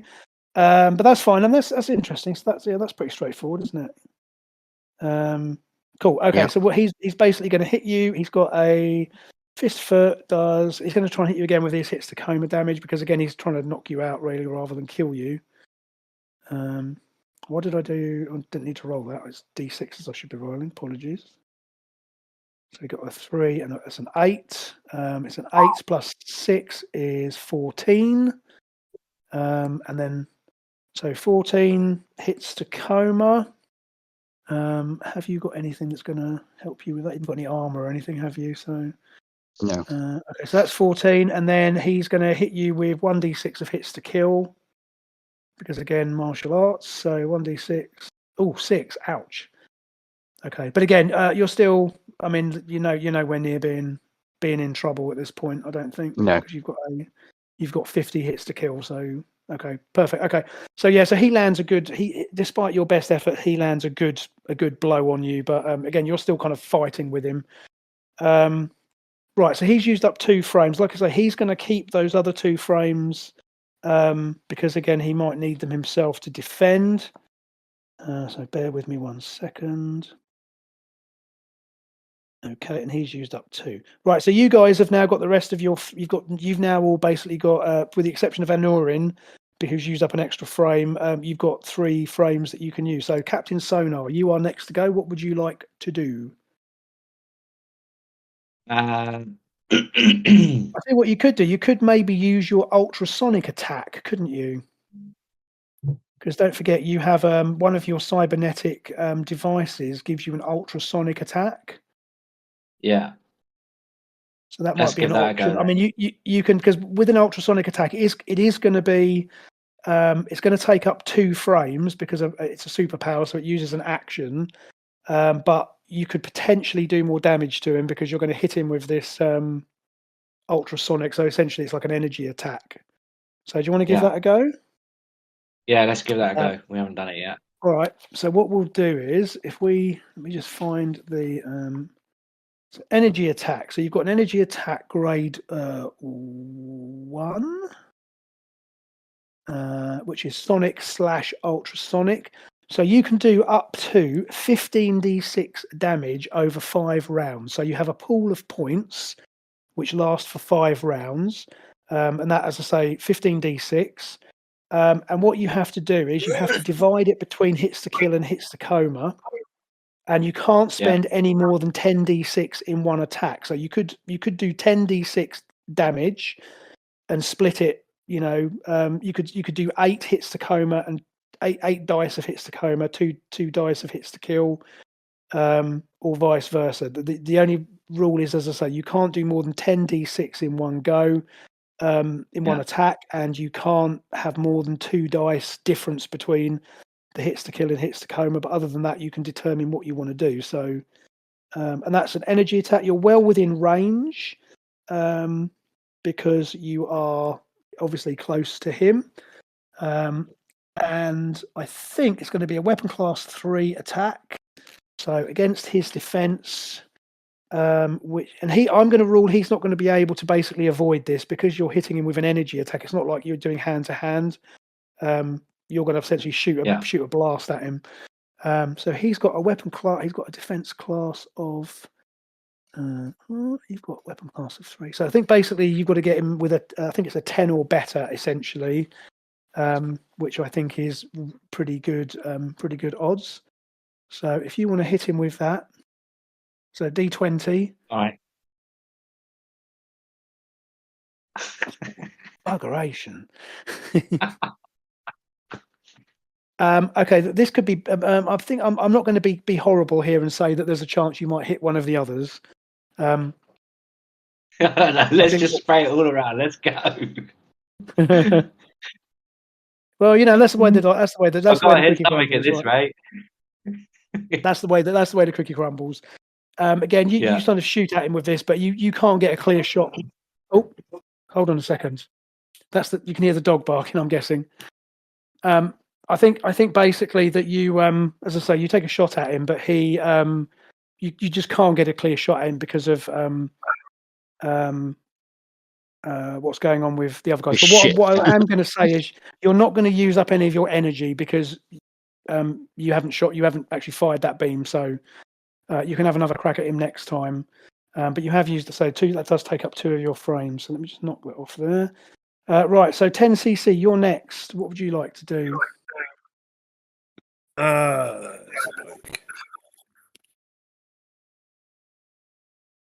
This guy in the corridor is being to hide. Is it? Yeah. So, say again. The guy in the corridor next to hide. Yeah. Can you hear me okay? Yeah. I can, but what about the guy in the corridor next to hide? He's in the hallway. Yeah, you can't see him because he's out in the hallway.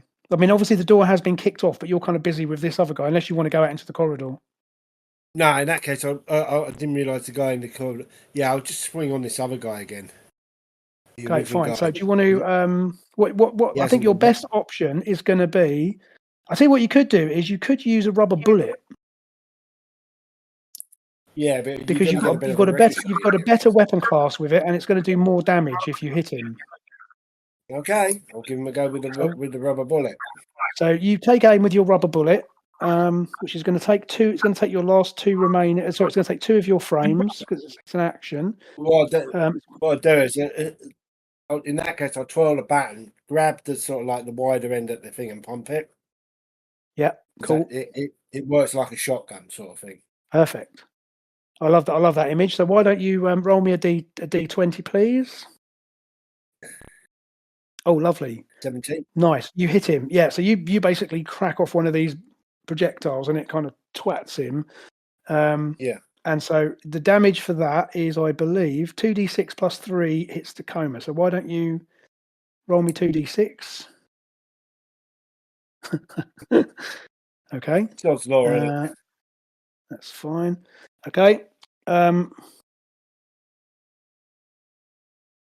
that's perfect. Right, and then finally for this, for you guys on this round, he is. Let's have a look. So, Anorin, you've got 2 frames left to use if you want to do something. I am going to. We're really struggling with this guy. I mean, to be fair to you, however, he is quite tough. I mean, his hits the coma because he's a full character, so he's not a mook. He's equivalent of a superpowered character, and he has got quite his hits to kill and hits to coma are quite high. So you're well over halfway through his hits to coma points at the moment. So you're punch him twice. I'm going to punch him twice. Perfect. So weapon class 3. 18 for the first one. Perfect.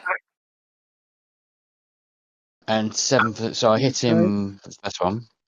Yeah, hit him with the first one. So you're going to do. Let's have a look. You're going to do because you've got Oriental grade 2. So you're going to do 2d6 plus 6. It's 11, yep. 17. Okay, lovely. So bear with me.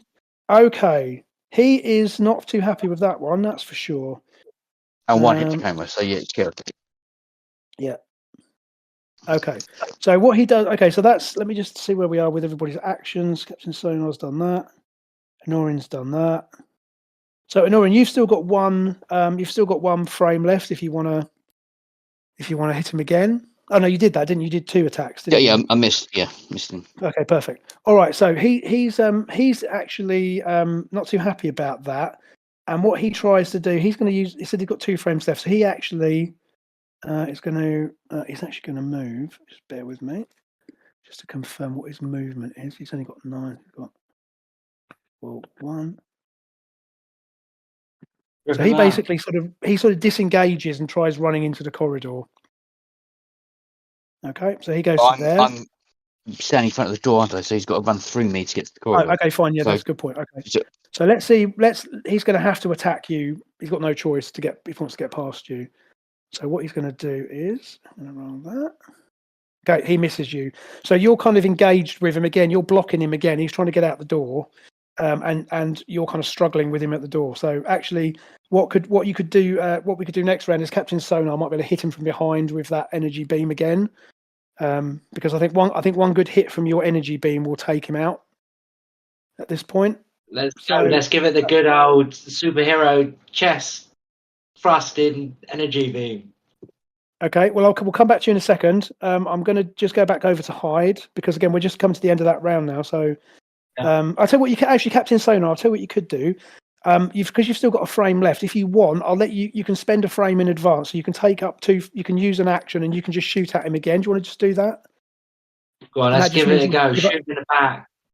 Okay, so again, it was weapon class. If I remember rightly, we said it was weapon class 4. 3. So you need to get a. You need to get 7 or better, because I'm also giving you the benefit of him. You're behind him. So you need a 7 or better to hit him. All right, let's give this on a D20. I tell you what. Do you know what? I can't bear it anymore. I'm just gonna let you hit him. You've again. He's unaware. Actually, to be fair, that's actually. I'm not breaking the rules here because looking at the strike modifiers, there's a +2 for being behind him. And there's a +2 for him being unaware. So because he's engaged with the other guy, that's good enough to hit him. So you hit him. So you've got up to you can spend 10d6 on this attack, and you need to split it between hits to kill and hits to coma. So how would you like to break that down? All 10 hits to coma. Okay, fine. So if you want to just give me 10d6 and we'll just total up as we go. Good lord.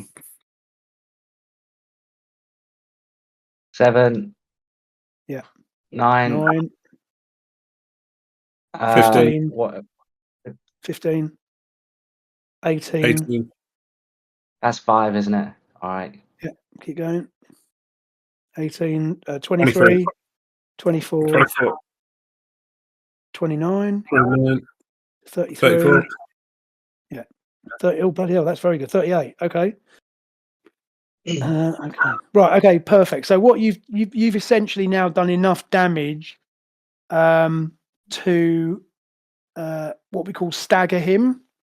So just bear with me 1 second. So you've essentially taken him down. Let me just double check exactly what that means for him. It's not good news for him, that's for sure. Just bear with me. So I just need to look up exactly. I want to make sure I get this right. So again, I'm trying to use the rules as intended. So I just want to double check what it means when you are staggered.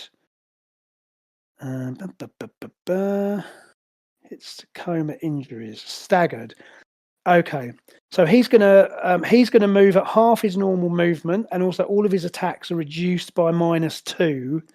So essentially, what it means is you've hit him with that sonic attack, and it's kind of scrambled him. He drops to his knees with his hands across his head. So to be honest, I think one more good hit is probably going to take him out. So does one of you want to step in and give him a good blow to finish him off? I'll do it. So 10 cc. You've still got a round to go, or Yeah. Anorin, you have technically used yours up, but Anorin, I'll let you take a frame in advance if you want, or but like I'll so do it's it. between. I'm gonna step. No, hear I'm not me? gonna do anything. You could hit him with You hear me? energy strike. You could hit him with you've got energy strike, haven't No. you, as a spell? Hello. I do, but but Mike's gonna hit him. Okay, Mike, are you going to hit him? Yeah, I'll swing the baton and bring it down on his bonds. Okay, can you give me a d20, please? Perfect. You hit him. Can you roll 2d6? Oh, nice one. Yeah. Okay. Fine. So you essentially step in, you twat him with the baton, and he drops to the ground unconscious. Yes. Obviously, he's already lost his human disguise. But yeah, he's unconscious essentially for now. So well done, chaps. I mean, to be fair, that's 2 rounds, and again, he wasn't the easiest of opponents. Right, so Mr. Hyde, back to you then. So again, you obviously aren't aware of the fact that they've kind of belted him. So is there anything else you want to do before we bring this round to a close? I think you've got 1 frame left. If there's anything you want to do. No. I mean, let's move on, shall we, Steve? And obviously, these guys are coming. This guy is heading down, and he comes into the room then, and he comes up to Captain Sonar, and he says, "Captain Sonar, Mr. Hyde has asked me to give you this gizmo. We think this is what's disguising them as dice agents." And he hands you over a flat puck type object, which is again, it looks very high tech to your eyes. You've not seen anything like it before. But that's that's the end of round 2. He as I say, he pops that over and hands that over to you, and that's where we're going to finish that round. So we're coming up on round 3. So just give me 1 second. I'll come back to you in a minute. You have a chance to look at that. I just want to check. Well, Steve, I'll tell you what I will do. So, Dice Agent 3 there, who's in the corridor with me, I'll flash him some hand signals to say sort of fall in with me, sort of follow my lead. Perfect. Lovely. Let me just make a note of that guy's gone. That's cool. Yeah, perfect. Yeah, so I mean, again, they will follow your orders. Again, these are sort of we'll call them moots, but they'll follow your orders without question. Recognise your authority. Okay, so let me just skim back over here. Just need to check one thing out before we proceed to make sure I have this right. Blah blah blah blah blah blah blah blah blah.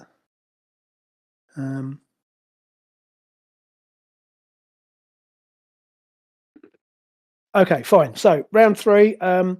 So here's where we are. So the alien in the room has been rendered unconscious. You 3 are, a couple of you have taken a bit of superficial damage, but nothing to worry about. So what we're going to start. Let's roll for initiative. So again, I'm going to roll a 10, and then if one of you can roll a 10 as well. So one of you can roll for me, please. Oh, nice. Oh, okay. So I think you get everything. Right. So you guys get 4 frames. You get your full 4 frames in advance. Now, Captain Sonar, you've only got 3 frames this round because you used that additional one to hit him with that energy blast. But you are all of you can act, and you can take all 4 of your frames. And also the dice agents are going to be able to. They'll also take their actions as well. So essentially, your side goes first, and you get all of your actions, and then the other side will act after that. So we'll start with Captain Sonar. So what would you like to do? Can I see the energy weapon on the floor? Yep, you can do that. Can I go and pick it up? It has a satisfying heft in your hand. It's again very high technology. Not like anything that you've certainly seen before. I mean, its function is clear because it's clearly a gun, but it's like I say, yeah, you can pick it up, and it's quite clear how to operate it. It's got a trigger, so I guess point it and pull the trigger, so you can retrieve that. Do you also want to have a look at this device in your hands? The if I can investigate it. So okay, so you investigate this device, and you can see again it seems to have some sort of adhesive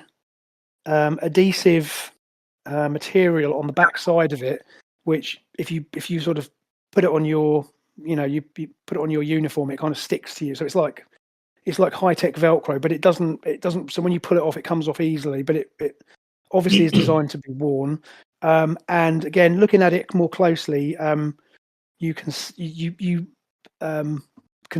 clearly see that it's some sort of a holographic projector, and you think that given access to to tools, you may be able to figure out a way to perhaps jam the signal from it, because it clearly is broadcasting an image. So it's in your mind, if you could get a bit of time and some tools, you might be able to figure out a way of creating a device which will essentially render it useless, because then again you can send a blocking wave, which would mean if they try and use the same gizmo in the vicinity of your countermeasure, it most likely wouldn't work. So but obviously that's something that's something you might have to do later on, but again you can pocket that device, and we can deal with that a bit later on. So so is there any perfect, is there anything you want to do then, because again you've got 3 frames of action, so you can move, you can guess this guy's unconscious. What can I do with him? Can I interrogate him? At the moment he's completely unconscious, so I mean you can certainly probably a good idea to restrain him. I would suggest it might be worth tying him up. I'm sure in the room you'll be able to. I'm sure in the room there'll be some Kevlar straps. What you can. This dice agent's going to have some paracord on him. We'll use that. Yeah, the dice agent's probably got plastic cuffs. Was that a thing in the 80s? But yeah, it was a thing in the 80s. So you can the dice agent will cable ties. He'll quite happily give you. He'll have cable ties or something, so you can easily or something. To be honest, you don't need to restrain him. You can just order the dice. Say to the dice agent, "Can you just make sure you tie that guy up," and he'll go off and do it. So this guy bends down and is essentially he's putting cable ties around the guy's hands and feet to make sure he's well restrained. He hasn't given you any suggestion of having like superhuman strength, if that makes sense. Although he seemed quite strong, he doesn't seem to be. He didn't show any signs of having, massive strength. So hopefully those will hold him. But again, I'm going to ask the guy he's to give him a pat down as well. Check him out for other what was in his pockets. Let's turn him perfect. out. Yeah, good. So you have a little route. The guy has a route through his uniform, and he finds what seems to, you assume, must be some sort of communication device. It's a small flattish disc type thing, different from the hologram projector. But you suspect it might be some sort of a communicator. Other than that, he doesn't have anything else on him. It doesn't have any sort of identification or currency or anything. But I'm assuming you'll probably take the communicator off him as well. Yeah, I'll take that and put that in my pocket as well. Cool, perfect. Just okay. fully loot this guy. So, is there anything else you want to do for now, or do you want to? So, do you want to move out of the room? Just gonna move out into the hallway then, if that's all right. Yeah, sure. Do you want to? If you want to grab your guy. So I think your movement, if I remember rightly, you've got 5 meters. So you basically got 3 squares. So if you want to move yourself 3 squares, wherever you like. Perfect. So you go to leave the room. In the doorway. Right. So next up is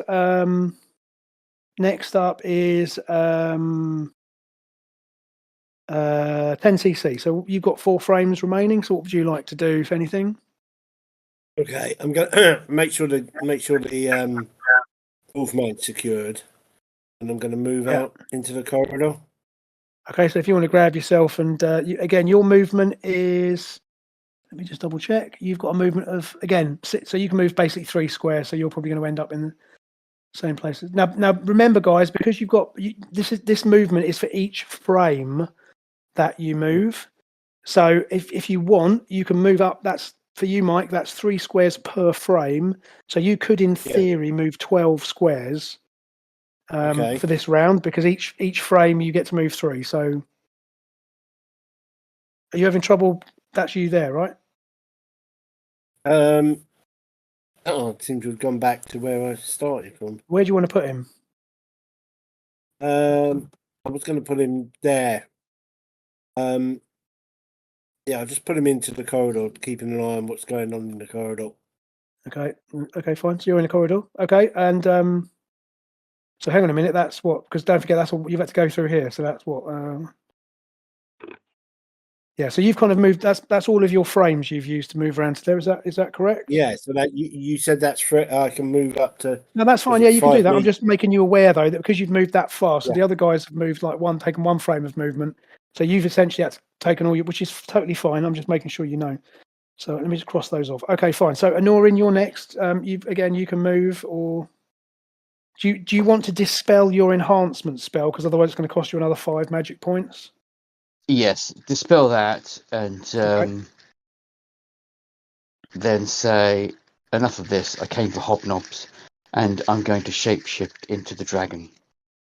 Not the full-size dragon. Before he does that, I'm going to be asking him, like, who the hell are you? Oh yeah. Good point. Yeah. After I've looted the guy, because that was the most important thing, now I'm asking who this weird raggedy dressed dude is. I could possibly be a friend. All right. Unleash the dragon. I'm okay with that, because I saw him punching out that dude, so we're probably all right for now. So you're going to shapeshift into the dragon. Not a full-size dragon, because I appreciate the size of the corridors, but no problem. a bit bigger than a humanoid dragon. And then I'm going to bound up the corridor. Can you get me? So if you want to pop yourself where you want to end up. 2, 4, 6. So you just had this conversation, Captain Sonar. You've had this conversation with this guy, and he sort of. I'm a little bit taken aback. He literally turns into a humanoid dragon and then walks out the room. Yeah. I basically dive out of the way of the door so he could get through as a dragon. Yeah, of course. If you want to, and Captain Sonar, you can move yourself and put yourself where you want as well. Because again, I think this round of action basically is just going to be moving around, because in the corridor here, there's only what appear to be allies. It's sort of a bit standoffish about here. Bit wary of the dragon. Right, so as you're all out in this corridor here, right? So you're all out here. The dice agent has stayed in the room with, and is keeping an eye on this dude. So you're there, Yeah. right? So you're in basically the main corridor of this level now. Hold on a sec. I have to drink of water. Okay, so you're in the main corridor now. What you notice here is there's a door to this end, to this side here. There's a door there. There's a closed door at the other end of the corridor, and again, you can hear in the distance. You can hear weapons fire, a combination of energy weapon and automatic. The chattering of automatic weapons. Can I tell what direction the weapon fire is coming from? It's coming from both sides, so you suspect there's probably firefights going on. In this area and in this area.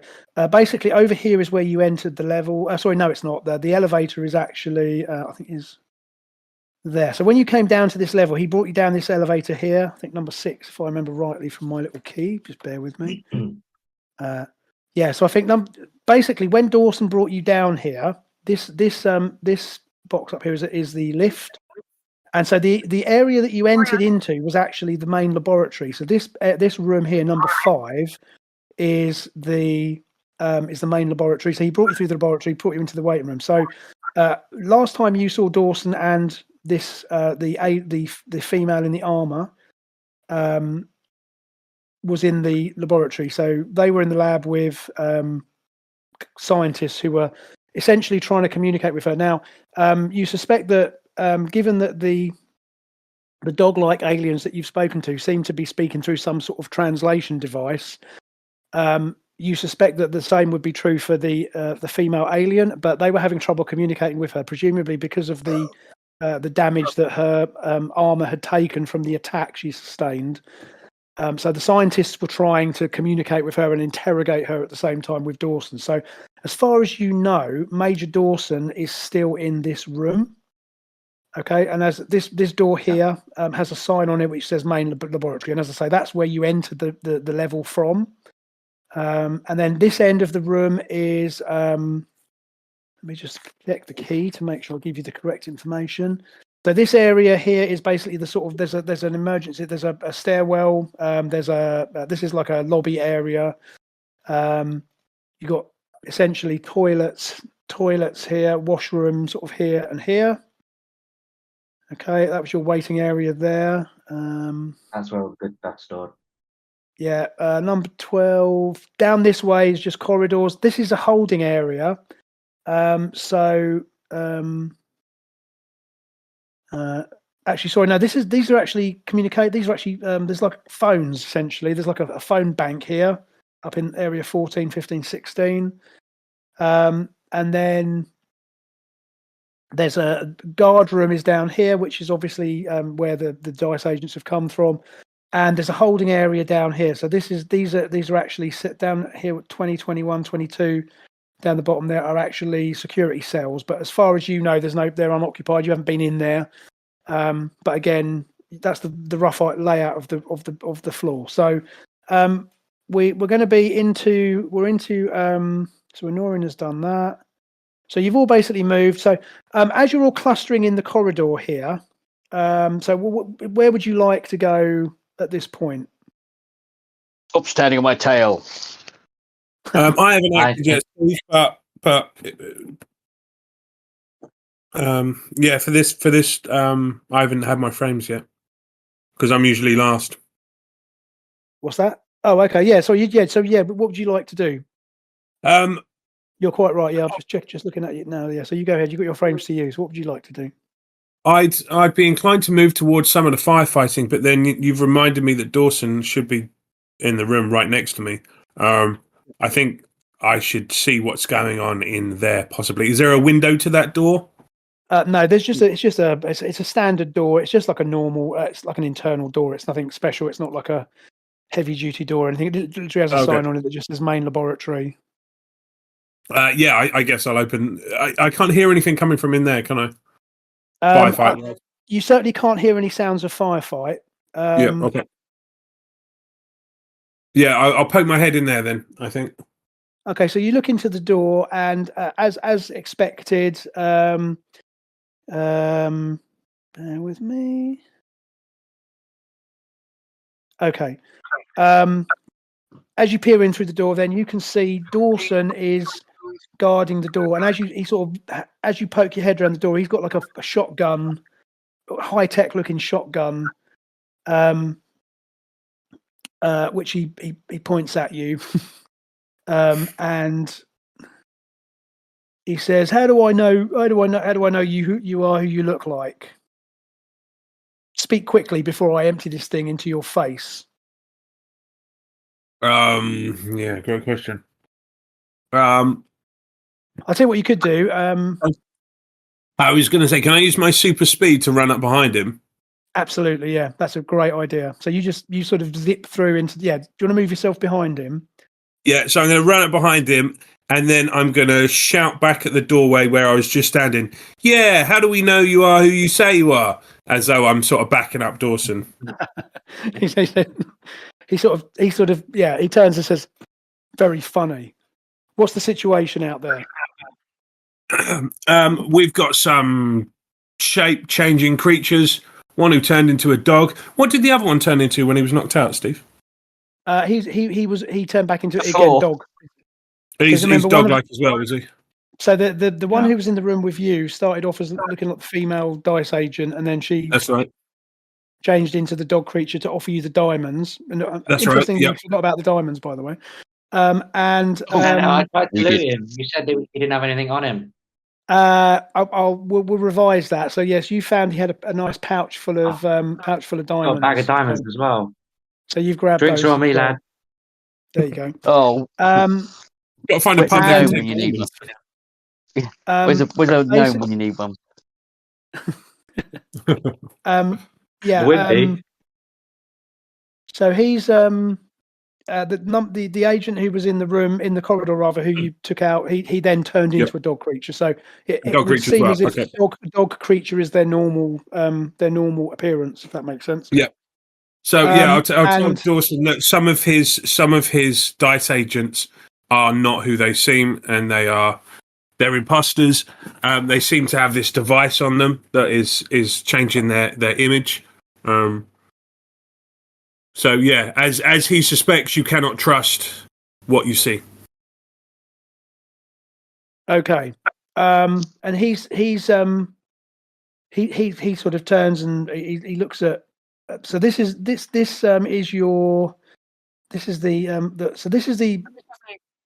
young woman who you interceded with in the fight. So you can see just the rest of you. Are the rest of you coming into the lab, or are you staying out in the corridor? Just before I relate what goes on I here. will come in. I'm listening to the conversation, but my plan is to come in. Okay. So She's got quite pointy ears, though. So I think we might have to revise the elf decision. Well, as you come in, Captain Sonar, you can see her face visibly brightens as you come in, because if you recall last time, you kind of interceded, so she seems to have taken a bit of a shine to you. And as you come in, so she's not being restrained or anything. They said the scientists are trying to communicate with her, and you can see, as I say, she's a young woman. She looks, human terms, she looks as if she's sort of mid-20s maybe.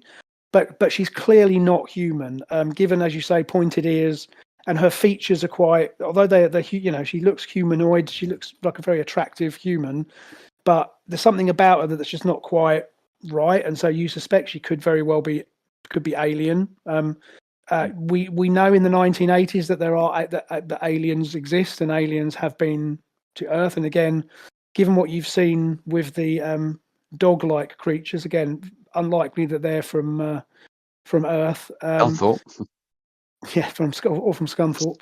Now, Right, interestingly, her, as I say, she was wearing this kind of high-tech suit of armor. She's taken the helmet off, and again, the helmet is sort of on one of the workbenches. And again, the scientists are trying to communicate with her, but again, you suspect that it may be that her suit has taken some damage, and so if she has a translation device, it may not be working. But again, when you enter the room, she kind of glances at you, and you can see that there's definitely if not an attraction, she's certainly interested in you. Let's put it that way. And again, so Dawson says, "Look, we're not quite sure what to make of this." So are we all going in the room? It's up to you. Again, these guys are in there at the moment, but again, you can. At the moment, you're out in the I'm just corridor. I'm just gonna. So I've walked in there. I've seen her. I say hi again. Obviously, she's not speaking any English. It's clear from the scene that they can't communicate with her. So my intention is I'm gonna take the small comms device out of my pocket and I'm gonna hand it to her. Ah, good thinking. Okay. Okay. So 'Cause obviously, Dawson. So you're sort of talking to you're with her doing that.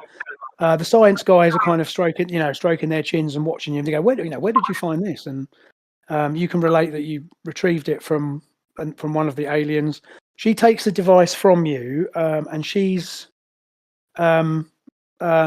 of is fiddling with this device, and she clearly knows what it is, and she activates it, and she then points at herself, and she says, "Mackerel," and she points at herself, and obviously is identifying herself that her name is Mackerel. So even though the translator is her own translator is not working, she's managed to get some rudimentary communication through this. And the scientists I'm will going to point at myself and say, "Captain Sonar." And she looks at you and says, "Sonar." Yeah, fully Close Encounters of the Third Kind. Then Exactly. backhand her and say, "That's Captain Sonar." Captain Sonar, wench. No. See, I'm putting Amazon. Okay, bear with me 1 second. Right. Okay. So as you are, so this is all going on in the lab. Again, just remind me, where are the rest of you still out in the corridor, or are you in the lab now as well? I'll come into lab as well. Okay. So if you want to place yourselves. Yeah. You hear me? Yeah. Move yourself. Yeah. Mike. The other thing I was going to say is, you mentioned there was someone when we first started fighting the Wolfman. You mentioned there was somebody else behind them in robes and druid look. What happened to them? You said there was someone standing behind it in druid-like robes. Yeah, that would be. Are you asking that to us in the room? So I'm going to say, as he walked out there, past the big dragon. That weird dude turned into by a the way, dragon. where the hell did the dragon come from? It's that weird raggedy muffin man, that ragamuffin man. So after 10cc walked into the room, I'm going to open the door with my snout and look at Dawson and say, if this turns out like Ipswich, I'm not coming again, and then run down the corridor towards room 41. And Dawson says, "Do you know what? I'm sure you remember Ipswich very differently to the way I remember Ipswich." And all you hear is doubt it as I echo down, and I'm going to move down to the entrance where the stairs are. I think that's the here. Right, so you're moving down there. As you're moving down there, all of a sudden there is a high-pitched whining sound suddenly fills the area. Just bear with me one moment. As you're moving down there, you guys are in the lab. Just bear with me 1 second. And suddenly, out of thin air in the lab, a ghostly figure appears from out of nowhere in the middle of the room. Major Dawson swings round with impressive speed with his shotgun to bring the shotgun to bear on this figure. And this is a humanoid figure, but again, appears to be non-human. So if you look at him, he's has a kind of grey blue skin, wearing a form-fitting blue uniform with a yellow starburst on his chest. From the corridor, you can hear, "That's not me." And this image, you can hear this voice actually through the base's communication system. As I say, he's appeared in the room, but it almost appears to be that he seems to be some sort of projection because he's actually transparent. And he also doesn't seem to be looking directly at anybody in the room. So he's just appeared in the room. And you hear him speak. He says, "Man, Help me, Obi-Wan Kenobi. Help me, Obi-Wan Sorry. Kenobi, your only hope. Man, you have our truce bond. In retaliation, we have seized female of import to your species. Send the beings involved in the seizure of our truce bond with her to the circle of stones nearest your mass dwellings to carry out exchange. We will wait there for 1/4 revolution of your planet." And this message repeats. So he says this, and it sounds again like he's speaking through a translation device. And it almost sounds as if the device isn't quite tuned in properly to English from the way he's speaking. So just to repeat that, he says, "Man, you have our truce bond. In retaliation, we have seized a female of import to your species. Send the beings involved in the seizure of our truce bond with her to the circle of stones nearest your mass dwellings to exchange. We will wait there for 1/4 revolution of your planet." And this message repeats several times. And then eventually this projection fades. He just disappears from the room. Now, as you're taking that in, the couple of dice agents come sort of marching in, because they sort of come trotting into the room, and they say, "Sir, we seem to have dealt with all of the intruders, but they've all just disappeared." And sure enough, Dice Agent 10 comes back and essentially reports that these guys, so just bear with me, that one, one over here, and this one. So essentially, they report back that they were engaged, they were sort of holding off these intruders. And then they've all just disappeared in the same way that the guys disappeared when you were fighting them last time. So you suspect they have some sort of teleportation device. But unfortunately, the boss level dude has also disappeared. And they report to Major Dawson that the base is being secured, and they're obviously they're going around checking the base to make sure there's no other intruders, but it appears to be as if they have withdrawn. So, Steve, can I order this guy who's coming and reported that? Can I get him to shoot his weapon into the air for me? Absolutely. Yeah, he discharges his weapon, and yeah, it's legitimate. Okay, cool. And what they've done is they what Major Dawson does is he sends off. He gets these two guys to do the same, and then he sends them off. Yeah, he says, make sure that every agent is checked to ensure that his weapon is what it appears to be. An issue. And also, you assume that if you were to actually touch these guys, they were a projection. So, right. You would assume that if you actually, if they were actually examined, they wouldn't stand up to examination. So he seems relatively confident that the base is secure. But again, it takes a few minutes for everything to sort of calm down a bit. And again, so McCrell she's sort of sticking close to Captain Sonar. But again, the base seems to be secure now. So basically, so Dawson says, he sort of gathers you together once this has all calmed down a bit. He says, I'll shape you back into an iron. Okay. And he looks at you and he says, "You know what? It doesn't matter how many times I see you do that. It always creeps me out every single time." That's the point. Okay. He says, "Well, gentlemen, we seem to have a bit of a problem here. Now, I'm a rule follower by nature. I work for Her Majesty's government, and I've been working with this organisation for many years, as my friend here knows we've crossed paths before. This is not. Ideally, I would like for my own agents to deal with this situation.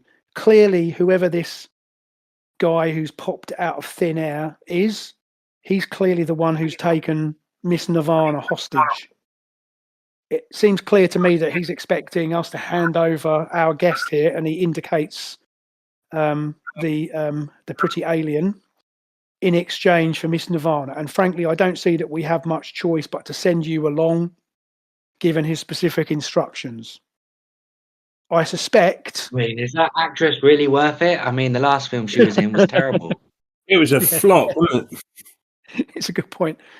He says, frankly, I only listen to the radio. I don't tend to watch films. I suspect we know the location of the.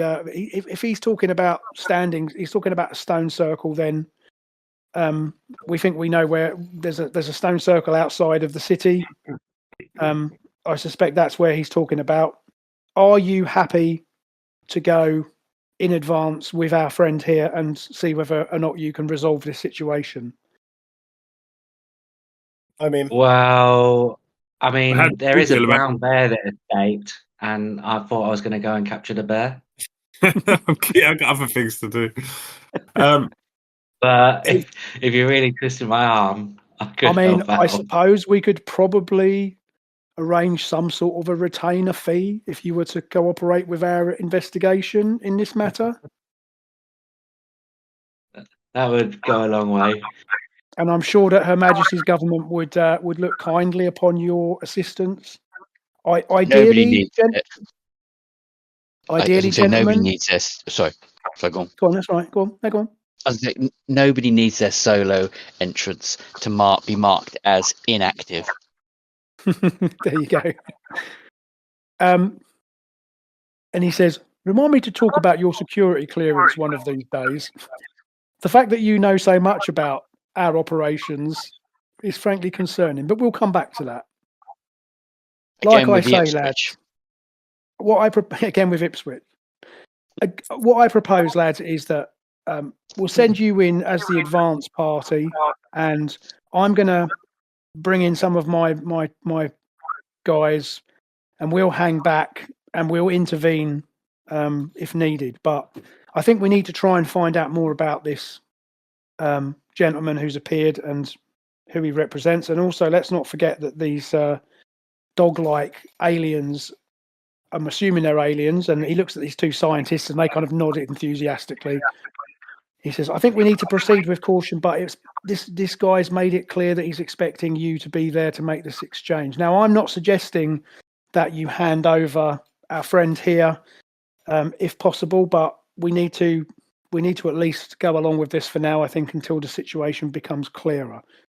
Assuming you're in agreement, I'll arrange for a DICE helicopter to transport you to the location. Given what he said, I assume we have up to 6 hours for this to take place. So I'll more than happy to. I'll provide you some. If you want to take a short while to rest and get some food and refreshment, I can arrange that. I'm sure we might even be able to dig out some hobnobs maybe from the canteen. I'll see what I can do.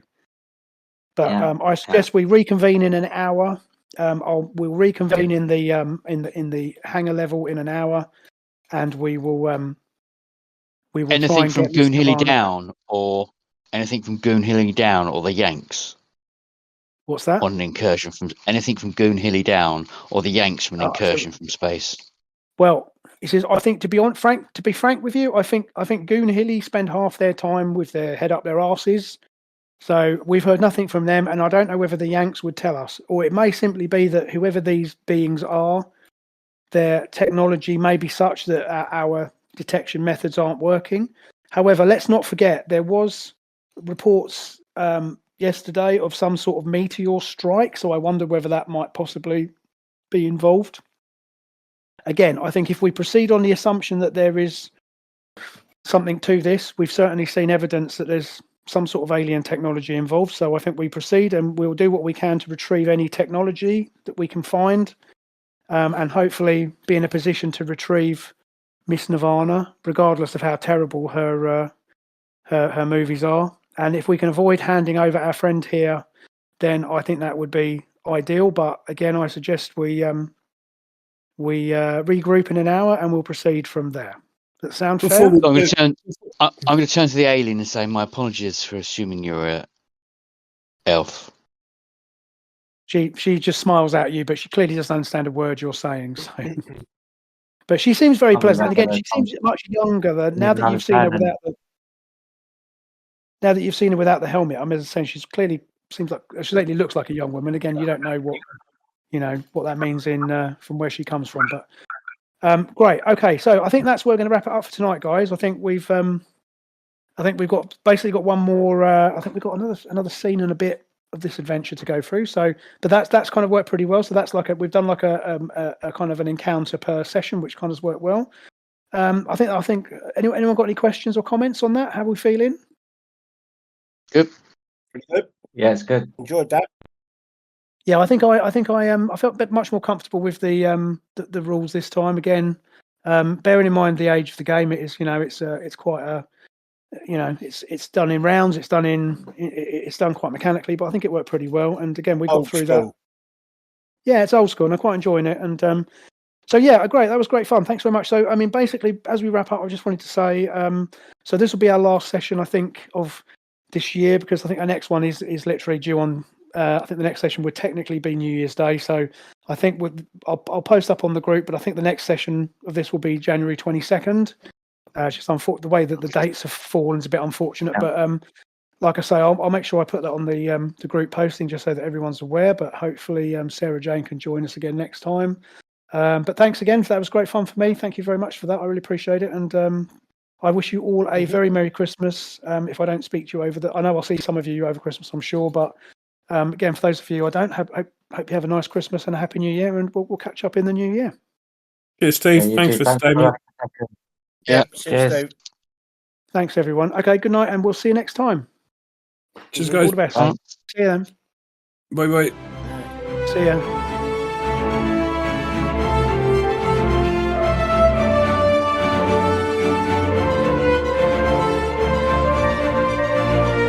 You read Reunion.